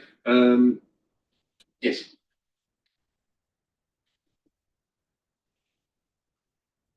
Hi, I'm Katie. I live on Kings Road, and I want to talk about what you've done to the buses. We now no longer have a bus service on a Saturday, and a bunch of pensioners have been left with hardly any buses throughout the day. Okay. So what I would suggest, if you can send an email in to councillor. Sent many emails in, and they just said that's the way it is. You could walk to the next bus stop. We've got 8 people in their 80s that can't walk where I live, and it's unacceptable. No, I understand. So there will be. We're aware that there are a number of issues with the with the changes, and a number of people across the borough have been left in this situation.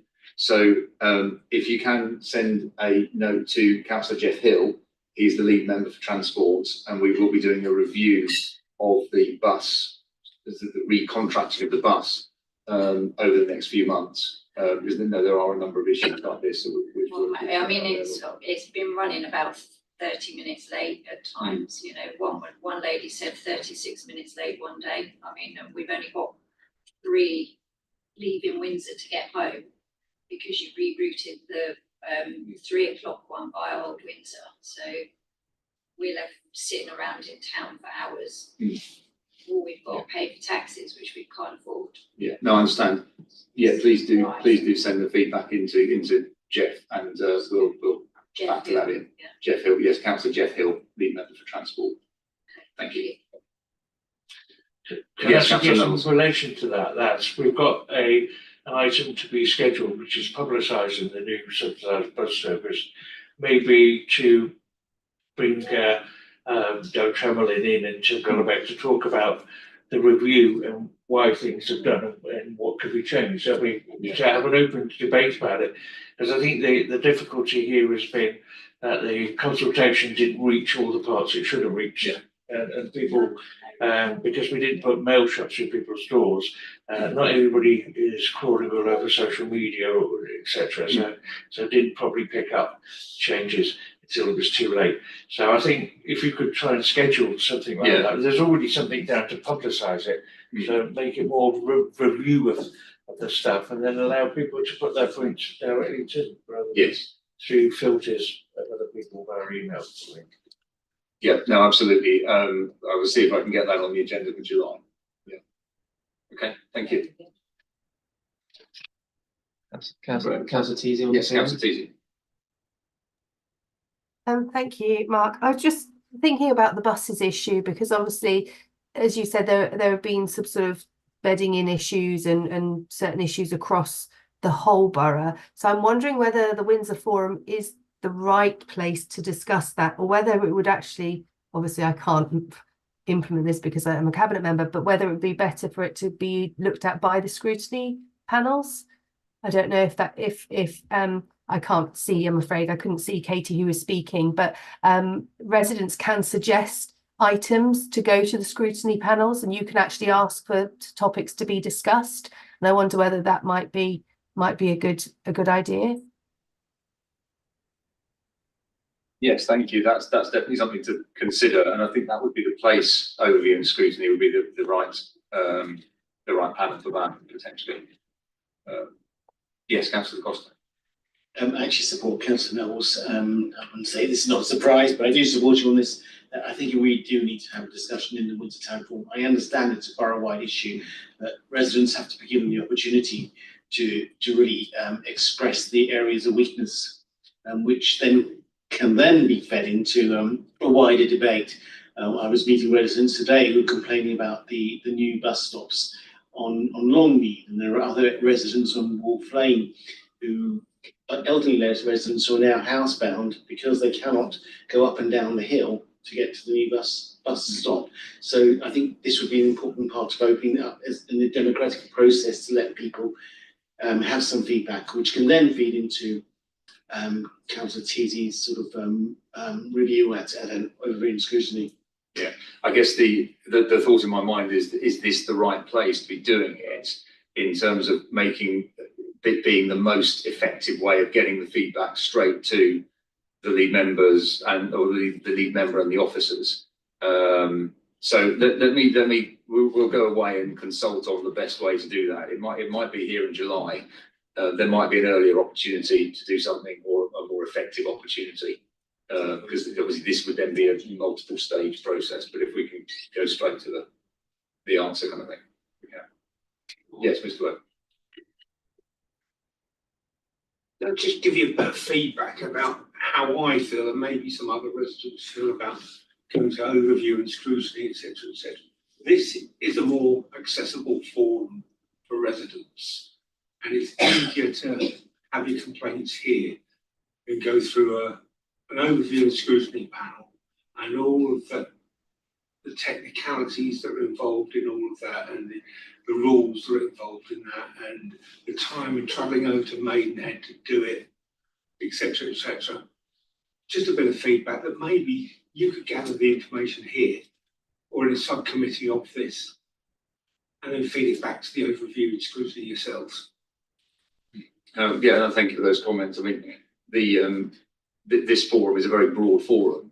Overview and scrutiny is specifically structured to allow things to be scrutinised in a very detailed and structured way. So they can go far deeper than we could here. We clearly, we cover a broad range of things, and we obviously try. Residents to go. Scrutiny is for residents as well. Yes. This is clearly more resident friendly, and this is specifically, in the constitution for, as part of an interaction with residents. And in that sense, this is very loosely defined by the constitution. So it's kind of up to the chair and the panel members how this is run. Scrutiny is more of a structured governance process as and when needed in that sense. So yeah, but I take the point, and we clearly try and do as much as we can here and answer as many questions as we can here. So okay, thank you. Any other points? Any other business? Okay, all right. Well, thank you very much, and look forward to the next meeting, which is in July. Got the date somewhere. Right, 23rd of July. 23rd of July. Thanks very much.